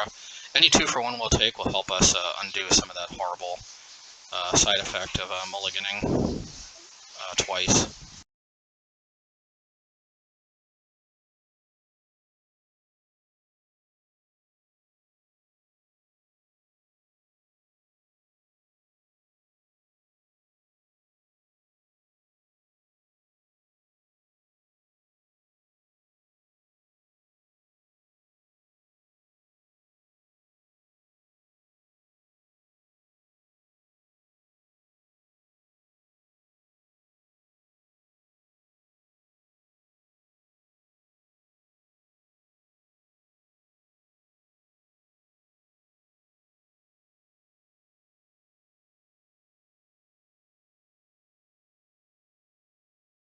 I'm gonna play out the relic, so be it. They can crack the engineer explosives, but if they do, I got my my crack ready.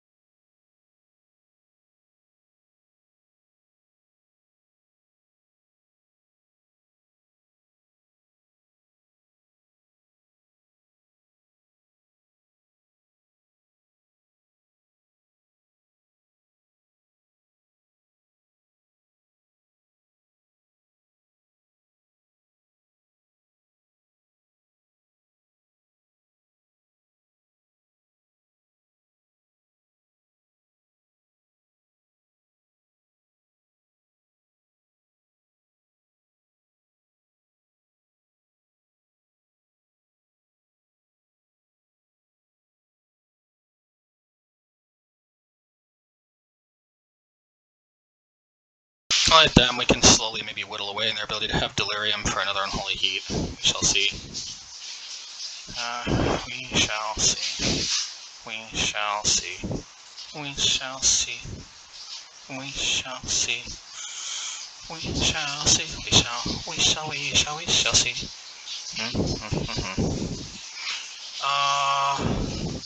Let's do this now, maybe, because now if they play Unholy Heat, they won't have 4 types in their graveyard. If we would have just cracked, they would have.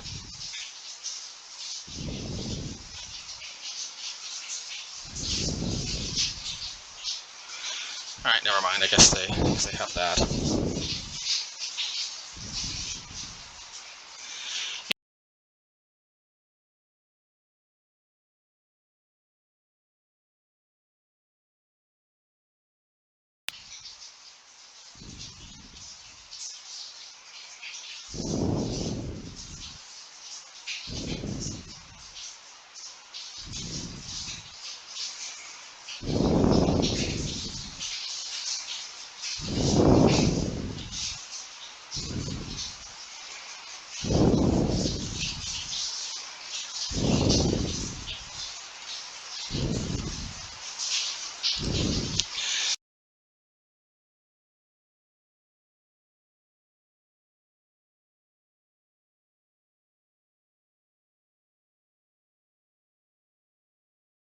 This is not too bad. I was more worried about Turok if they had another black source, I guess.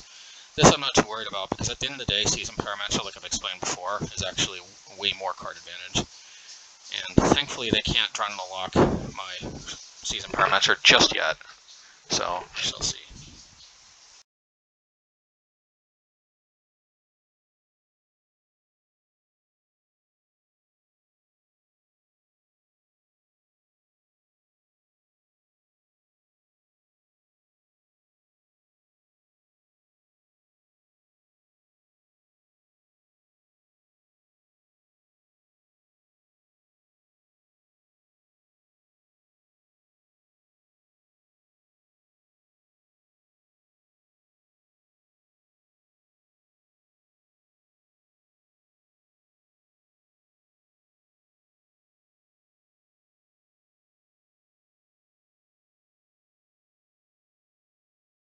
Alrighty, so hopefully this is the foundation of good things to come. And you see, pitching Hammer is so good, because it's like, it's a free pickup later in the game if we need it, which we need more often than you might think, and then we just get a token. It's just, I just love it.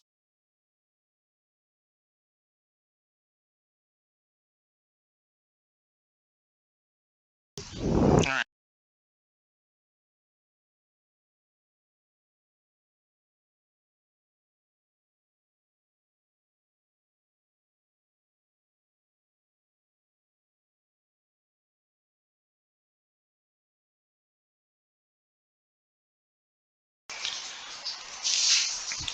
Yeah, let's see. I mean, if they want to discard my Hammer, so be it. And if they have another Turok, that'd be pretty brutal. But they weren't, like, sandbagging too many of them.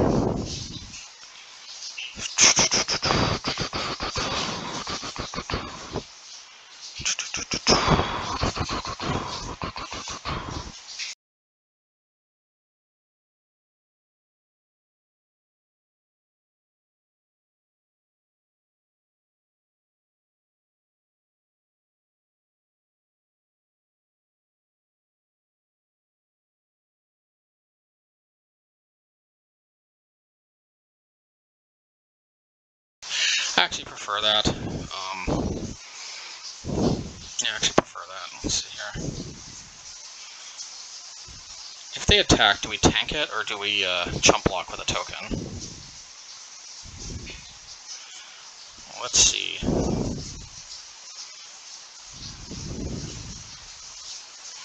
Okay, they make that decision easy for us. Alright,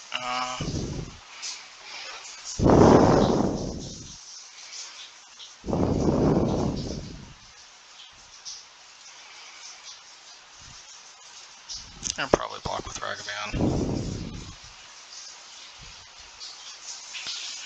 Alrighty. I kind of gave them a free, actually, buyback with Luris, but that should be fine. Ragavan's just a very underwhelming buyback anyway.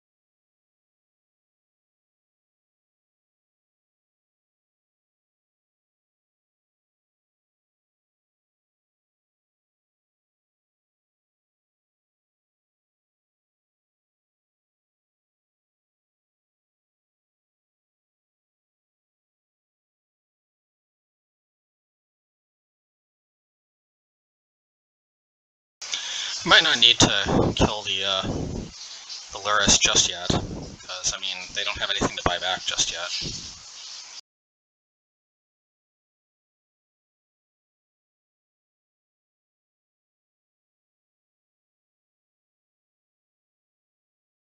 I guess if they have Dress Down, though, but without Death Shadow, Dress Down feels like it doesn't have a lot necessarily it's doing, other than ambushing opponent stuff, who knows.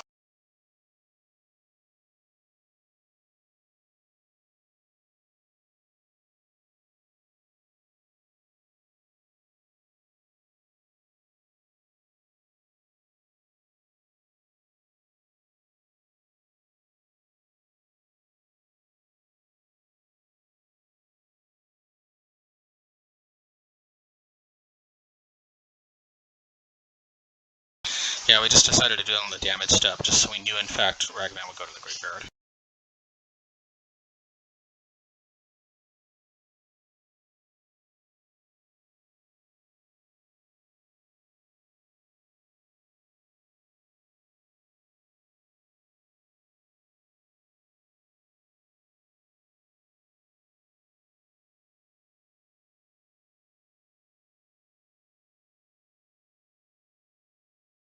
So the issue here...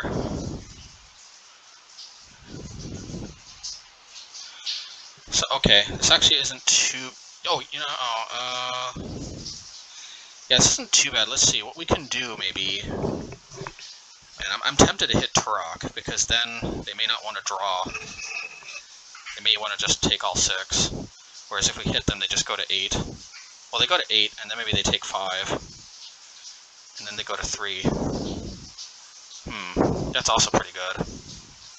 Yeah, going to 3 is also pretty good. Choices, choices, choices.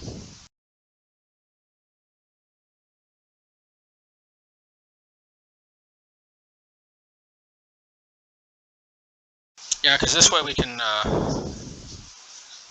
thinking.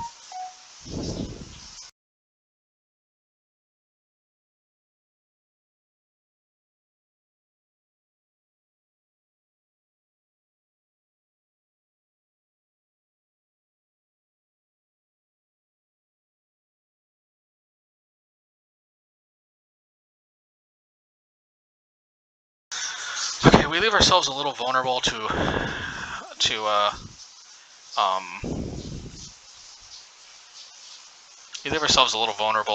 engineered explosives, but engineered explosives, they already used one, I don't know. And this way otherwise we're super inoculated against okay.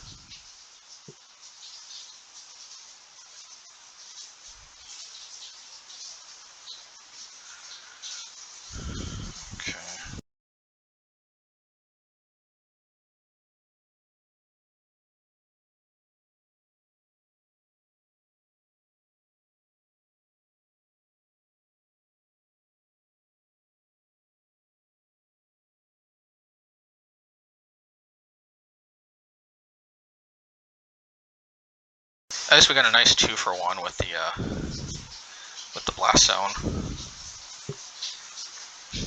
I would love to go for the kill. I think I want to hit Snapcaster at end of turn though, so we'll see. Part of me would love to just swing in. Let's see, 1, 2, 3, 4, 5, 6, 7.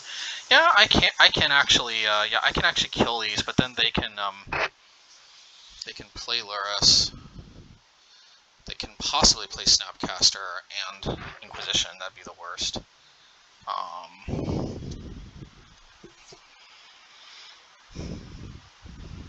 Maybe let's just not be hasty here. Let's not be hasty. Let's not be hasty. Not be hasty. Not be hasty. Be hasty.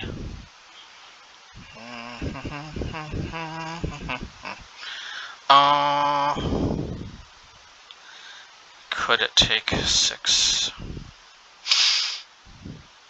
I'll take 2. I know we had to sacrifice 2 tokens to save 12 life, but it's probably worth it. Ooh, I had to sneeze.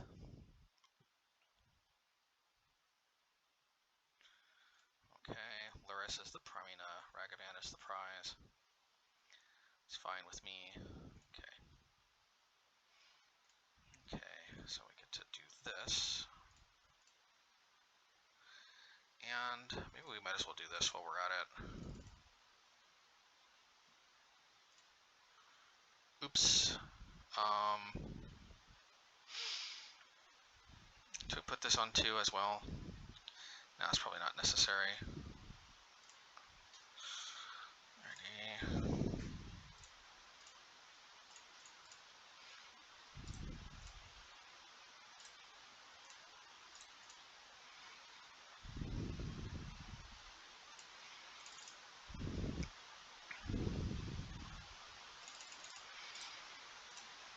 Interesting, they decide to block with Ragavan. I think I'm okay with the flexibility of holding Bolt.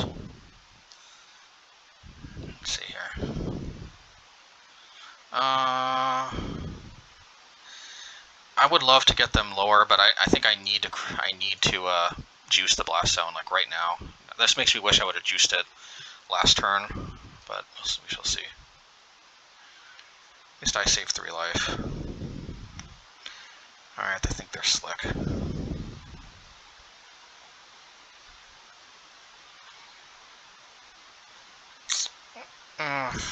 Just pitch a red card at least. It's not like the worst thing ever. Yeah, terminate. I can still have access to my other blast zone to take care of the Ragavan.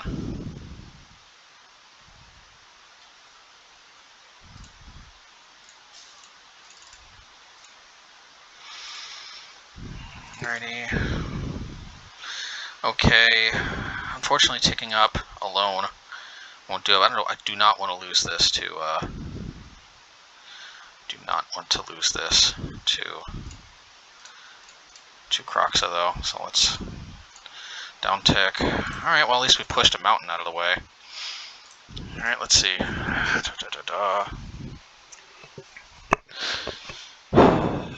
have to take a Ragavan hit.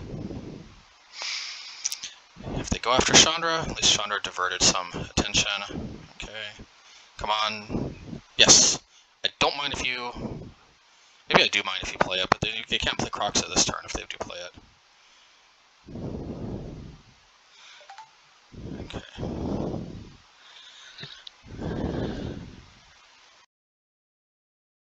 Thank you, bless.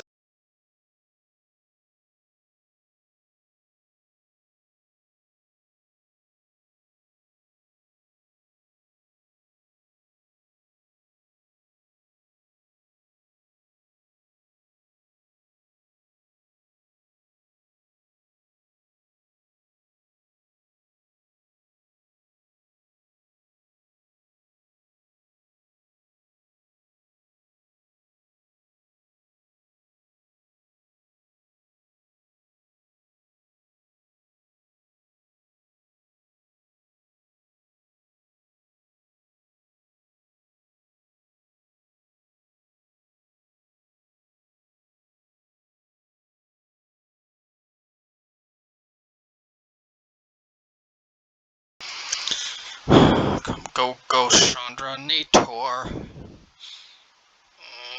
Okay, well they got it. That's card advantage. Okay, let's do this.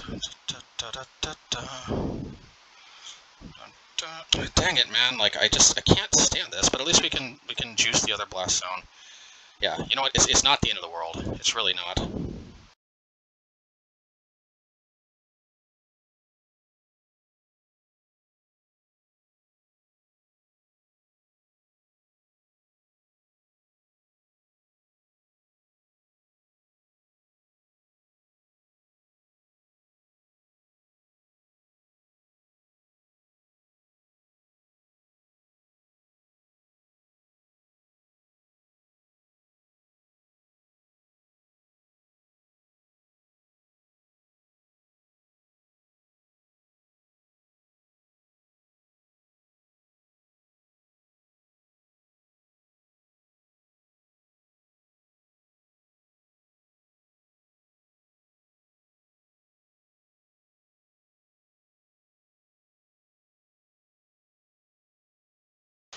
I'm using that ability because there's really no reason to wait on using this ability, and I mean, and the problem is if I revealed like a Seasoned Pyromancer or something, it would just be not good. So I guess we'll just have to see. Now they have to deal with Chandra, or I think we just win. Let's see. Let's see. Let's see. Come on. This would be so sweet if we get to ultimate Chandra. Oh my goodness. Oh my goodness. They might have like a ton of Adrenaline locks or something in their hand. No, but then you think they would have countered something. I don't know.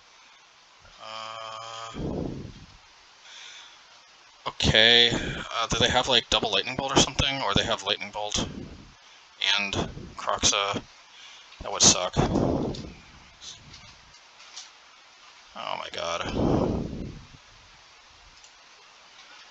I want it to look like we were turning the corner. Well, why are they waiting other than to troll us? Okay.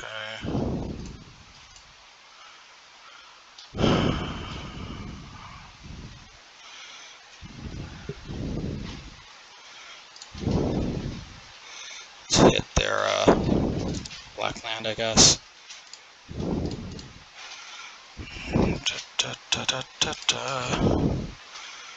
Let's see here.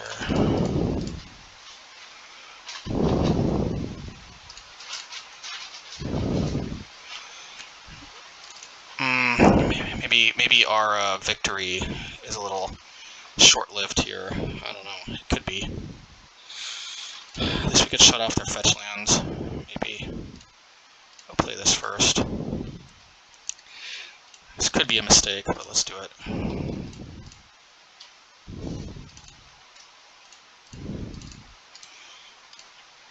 Well, let's see if they draw a bolt. At least we have some Ragavan insurance. Although, also if they can return Croxa to their hand. They don't have enough mana to do all of it, though, I don't think. They don't, hopefully they don't have another mana.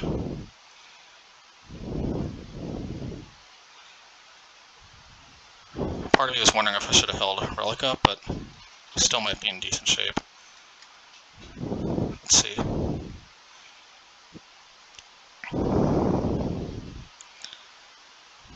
They should go after the relic, I think. Yeah. That's clearly the play. Come on, don't play a land. Okay. They can't play a fetch land, notably, so there's that. Okay. I think Hammer's a little overrated. Let's see. Well, I guess we just go for this. See if they have. They can't have. Let's see if they have what do you call it? Unholy Heat, because they can't have Lightning Bolt. Okay, good. I think that's that. Yeah, I'm not gonna give them the ability to. You know what? Okay. Well, can they win in 1 minute? That is the question.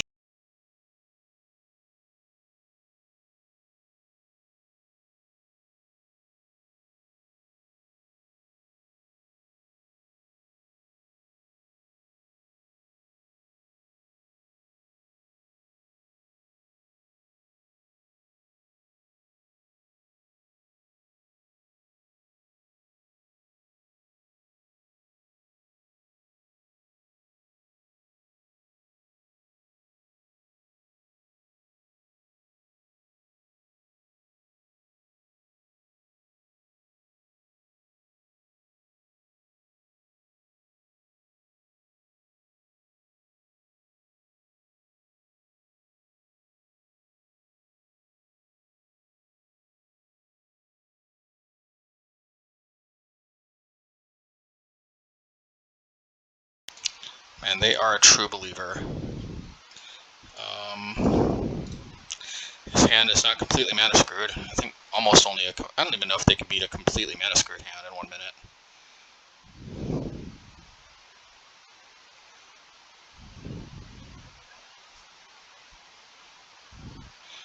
Alrighty.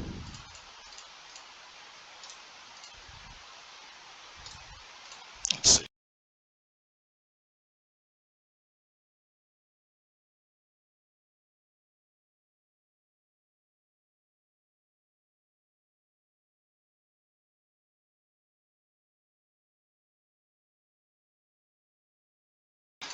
Man, their resolve inspires me. They are not giving up. They are gonna win in 10 seconds. Oh yeah.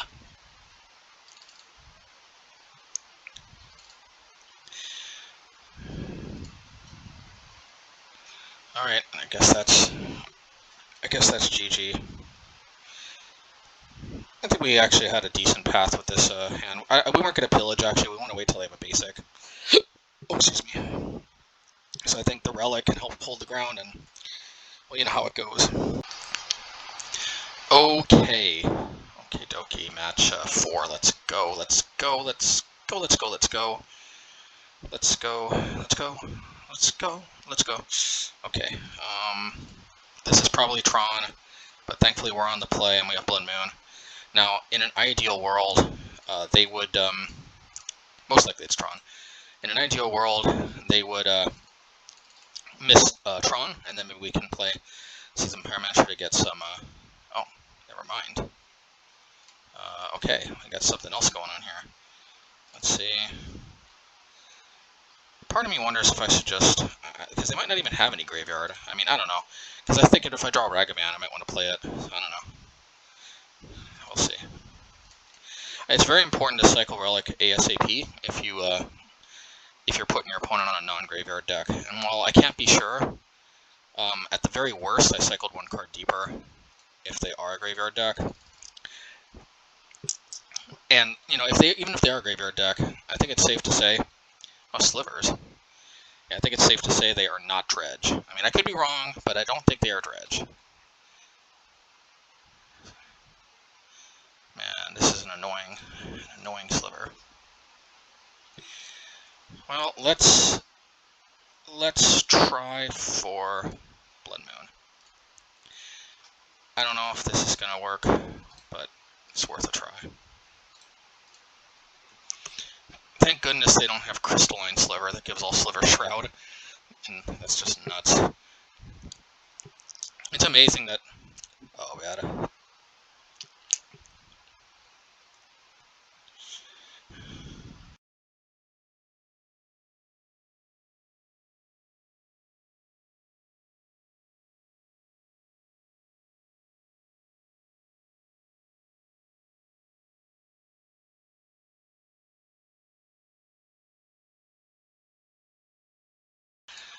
Okay, so we have options. One thing I was thinking of doing is we could, I think we have to lightning bolt the sinew sliver. No, we have to get rid of the diffusion sliver. Yeah, let's do this.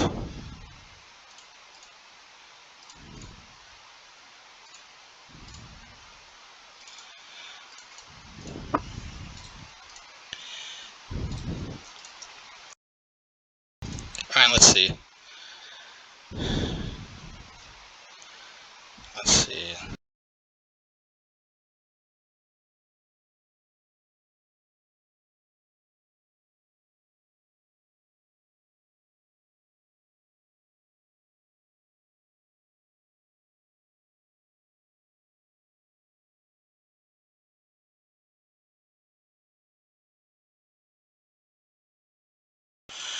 Well, out.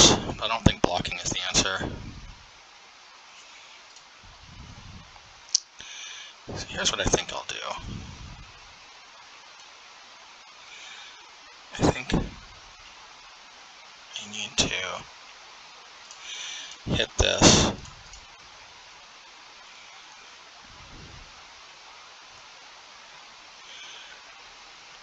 And then I'll 2 to this, 2 to this, and then this will shrink. At least that's the hope. Hopefully it'll shrink. Let's see here. We can only hope. Fury sometimes seems like a really nutty, dumb card. Now hopefully they don't have that sliver that gives all slivers first strike. If they do, hats off to you, pal. Okay, good. I was going to say, ho ho ho, Merry Christmas if they did. I wasn't. It wasn't going to turn attack. The attack is just too free. Yeah, this is too free to play Aether Vial right here. I'll take an Aether Vial. How many what are my creatures like? Amazingly, I only play 12 creatures in the main deck, so I'll probably take it up to 3. I don't know. I'll take it up to 5 for Fury. I don't know. We'll see.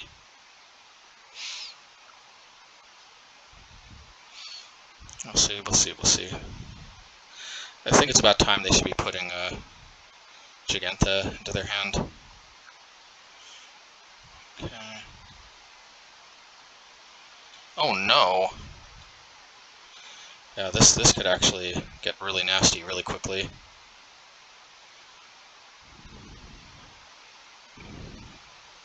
At least it's not lethal just yet. Ouch. Ouch a mama. Alright. Let's see here.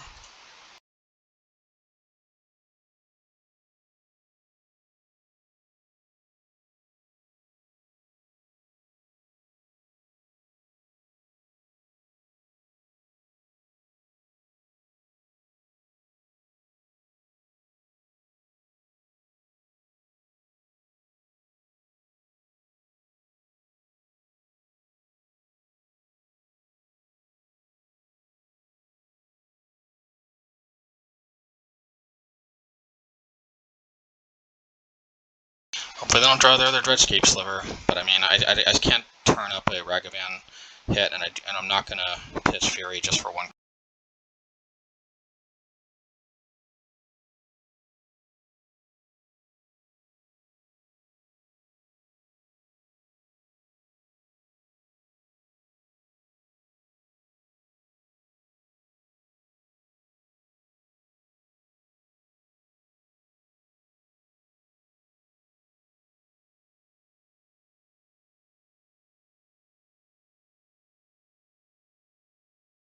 I don't think it's necessary to play Hammer Bogardan. I just don't.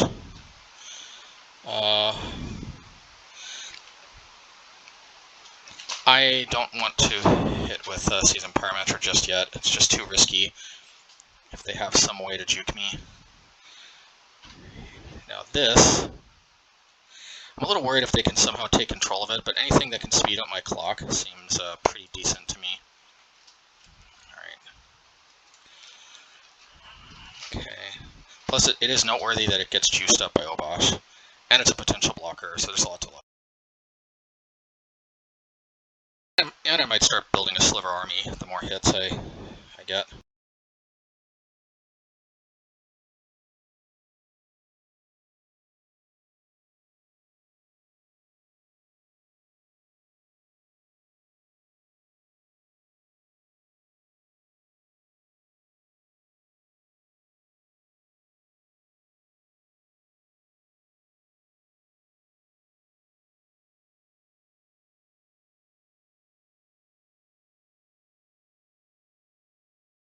Let's hold back with one just in case. Let's see, what did we reveal? Unclaimed territory.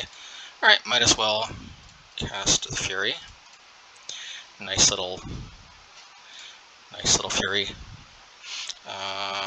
Alright, let's keep up Spikefield for some, let's see.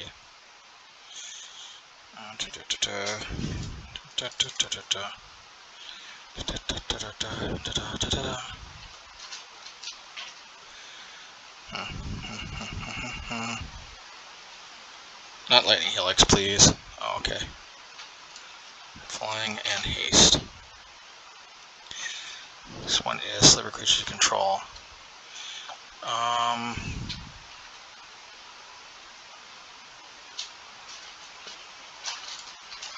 Let's do this right now.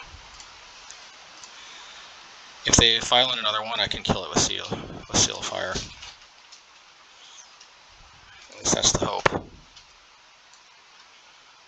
Let's see here. This is Diffuse and Sliver. That would suck. Alright, so here's the plan here. Do that.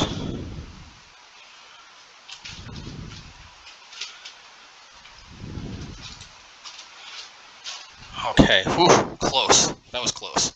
They almost got me. They played patiently, they played well. Dang man. This opponent knows what they are doing. Okay. Alright, maybe we're up against this Sliver Master. Alright, let's see. Slivers. Okay, let's see. Slivers.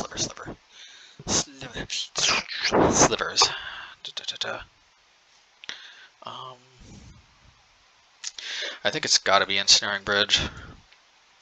Ooh, and it's gotta be Pithing Needle. Oh yeah. I could see them signing in some pro-white creatures just for the heck of it.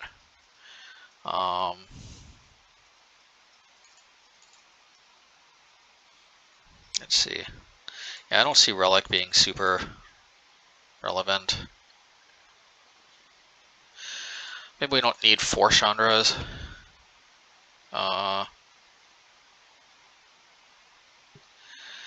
Maybe we also don't need Ragavan. I mean, obviously Ragavan was great there, but I know Heresy, but oh man, but sometimes Ragavan, no.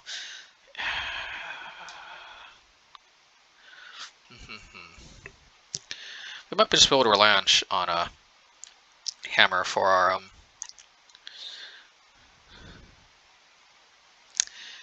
yeah, Chandra's great and all, but I have to imagine Ragavan is better. Also, do we really need 4 Pithing Needles? Probably not. But I think two is very, very called for. So at least we won't flood on them, because obviously more than one is kind of useless.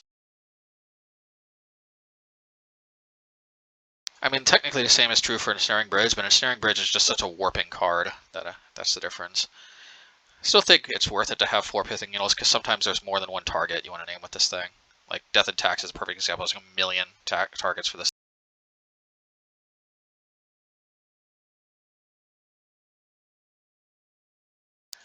I think this is definitely a keep. Also, I gotta hand it to the opponent. This is one of the few times that they're actually ahead on time, which means that they're playing very efficiently, very well. Let's see.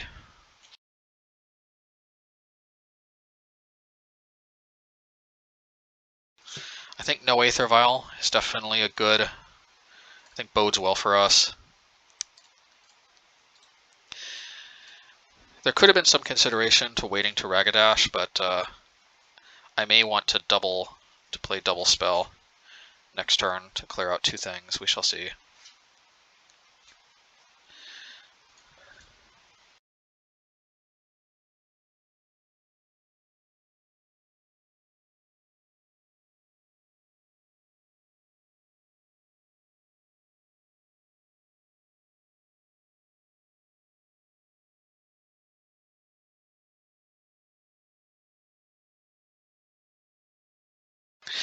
It's Fury time. Alright, let's pitch. I think we could pitch Hammer. We'll pay the cost for both of these.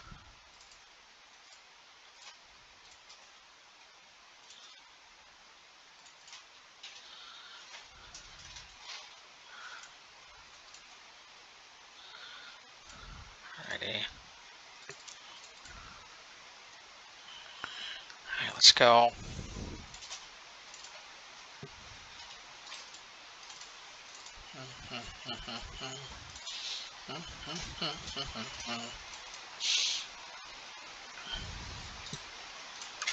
Not bad.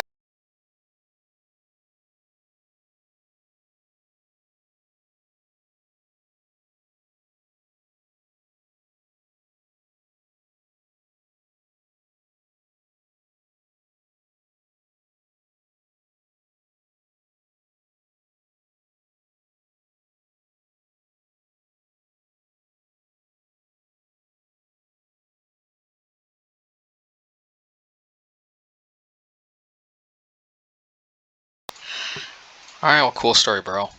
Let's do this. I think this will be fine.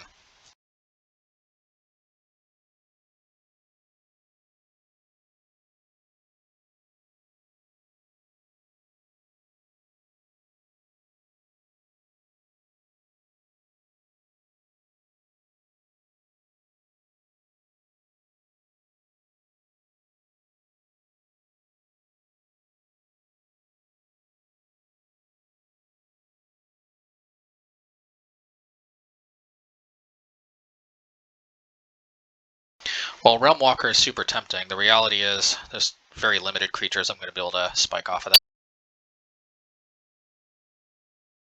Okie dokie. Okie dokie, match 5. Hard to believe we're already at the last game for this league. So we shall see. Let's see.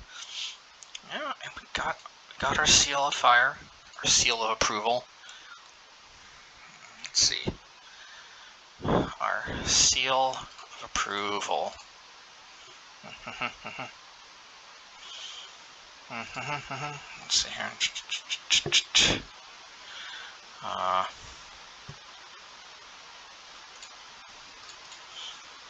Alright, let's go.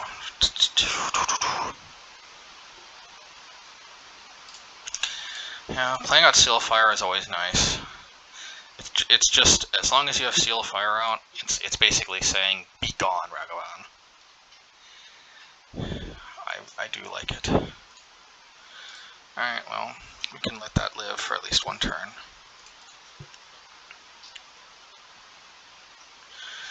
Okay.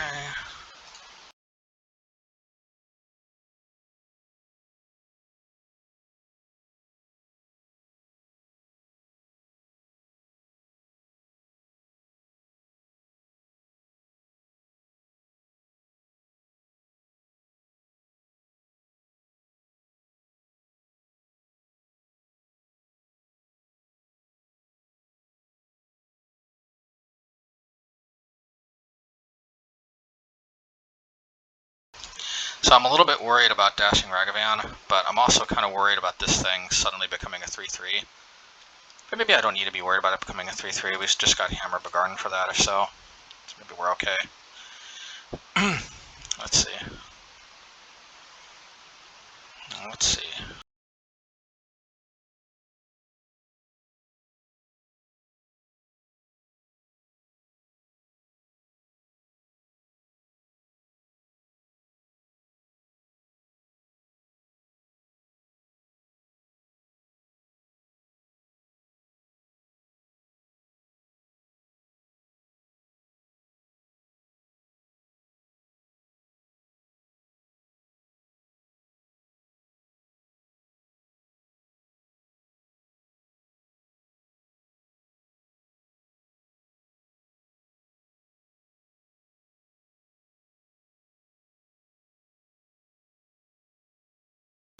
Okay, I kind of like this, because we can Fury 3 to this, 1 to this, and then if they save this by playing an instant, we can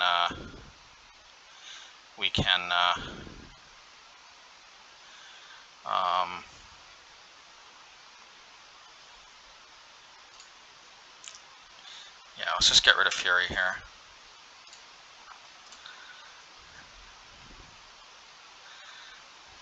And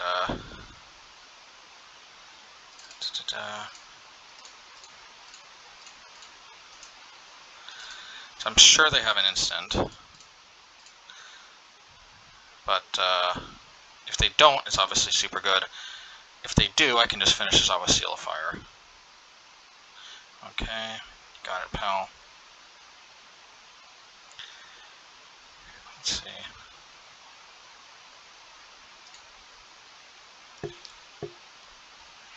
Alrighty.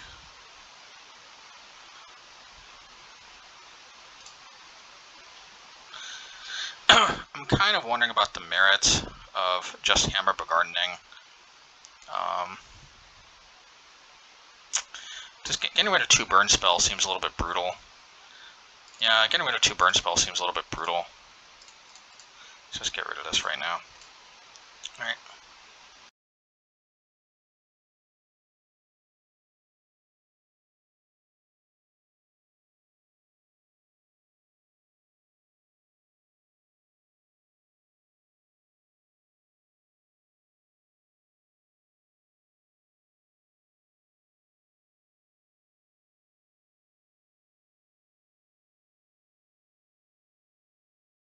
Hopefully draw land, and then we can untap land, and then we can hit. Oh yes. Sometimes dreams come true. Maximum value. And see, and this is where Seal of Fire shines a lot, because we've got this untapped protection just waiting around here, and it goes to 4 once we have Obosh, which is very nice.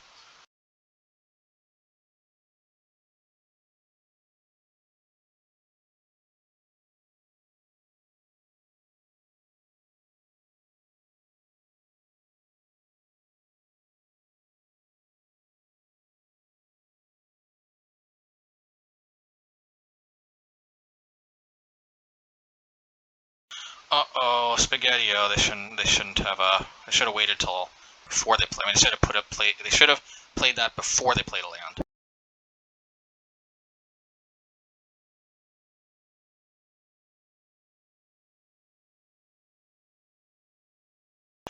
How much do I need Chandra? How likely are they playing Unholy Heat?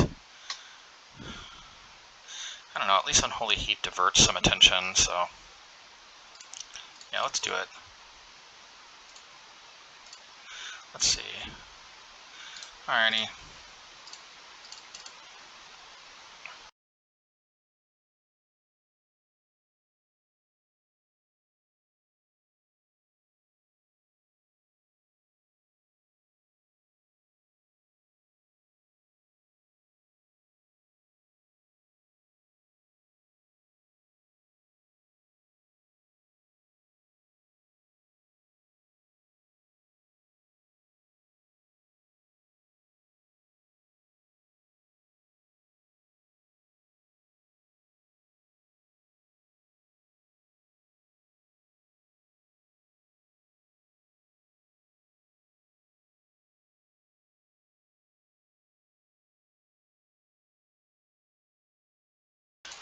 Well, okay then, not bad. Okay, I'll tell you one thing we definitely need. We definitely need K return.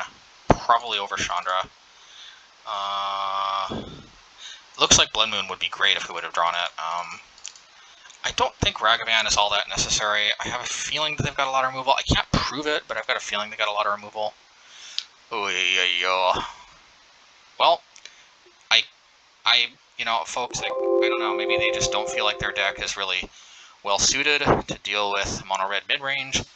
I have to imagine they're also not feeling the Omnath control. Actually, no, they actually might be feeling. Actually, here's the funny thing. I think we're better at kind of keeping the really fast aggro decks under control, actually, because we have a lot of cheap burn spells.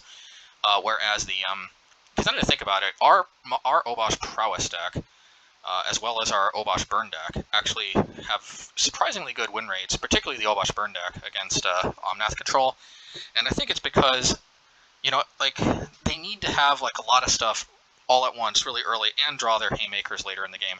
Since they almost always have enough time to draw into their haymakers, they don't always have a combination of Prismatic Ending, Solitude, and Omnath, like, you know, on curve when they need it to gain life. So, like, you know, so actually surprisingly, we actually have been able to deal with that deck. I think what the Omnath control deck seems to be best at is beating other mid-range decks, whereas we beat most other mid-range decks, but not necessarily like the super top-end Urion types. I mean, we can, but we're definitely not favored. But we do beat the I think the aggro decks better because we've got all these 1-mana burn spells plus Fury and stuff. And I don't know, but I still kind of wish we could have played it out. But I mean, I can kind of understand. I just don't think that their deck is. I just think that our deck is kind of lines up very well against theirs. Anyway, all right, let's go to the post-league wrap-up. Okay, post-league wrap-up. Well, hey, we got the 4-1. Obviously we got it. You know, in part because the last opponent dropped, but you know, hey, it happens. And to say I was fairly confident I was probably going to win that match. I wouldn't say it's an understatement, but I would say, you know,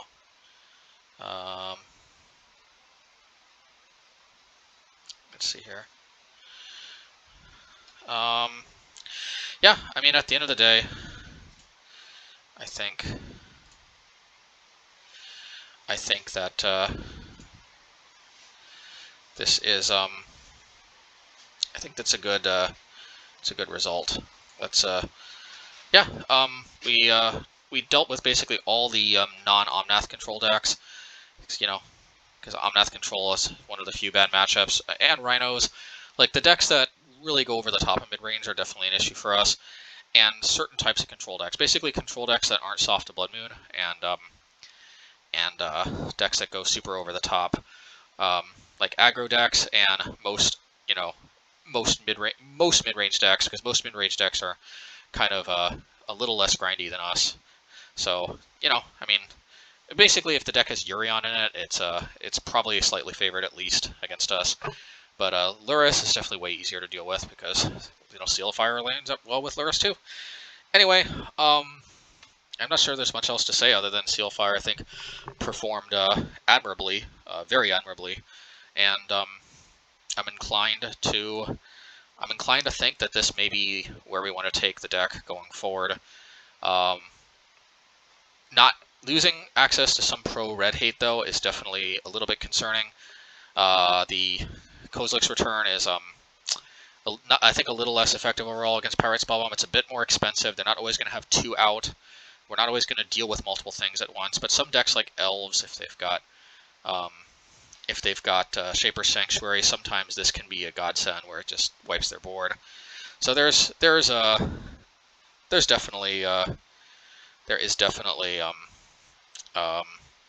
upside to playing Kozilek's Return, even if you don't always hit multiple pro-red creatures. But yeah, anyway, it's also possible, I mean, that we maybe just kind of forget about the, you know, just hope to dodge the Belcher matchup, and we just forget about the 4 Pithing Needles, go down to 2, and then play 4 Kozilek's Return, or just go back to, we could play 2 Ensnaring Bridges, this is a possibility, and then play 4 Pirate Spellbombs in the sideboard. That's certainly another valid another valid strategy, another valid possibility. But all right, anyway, let's continue trying to do the best we can with this archetype, and see you all next time.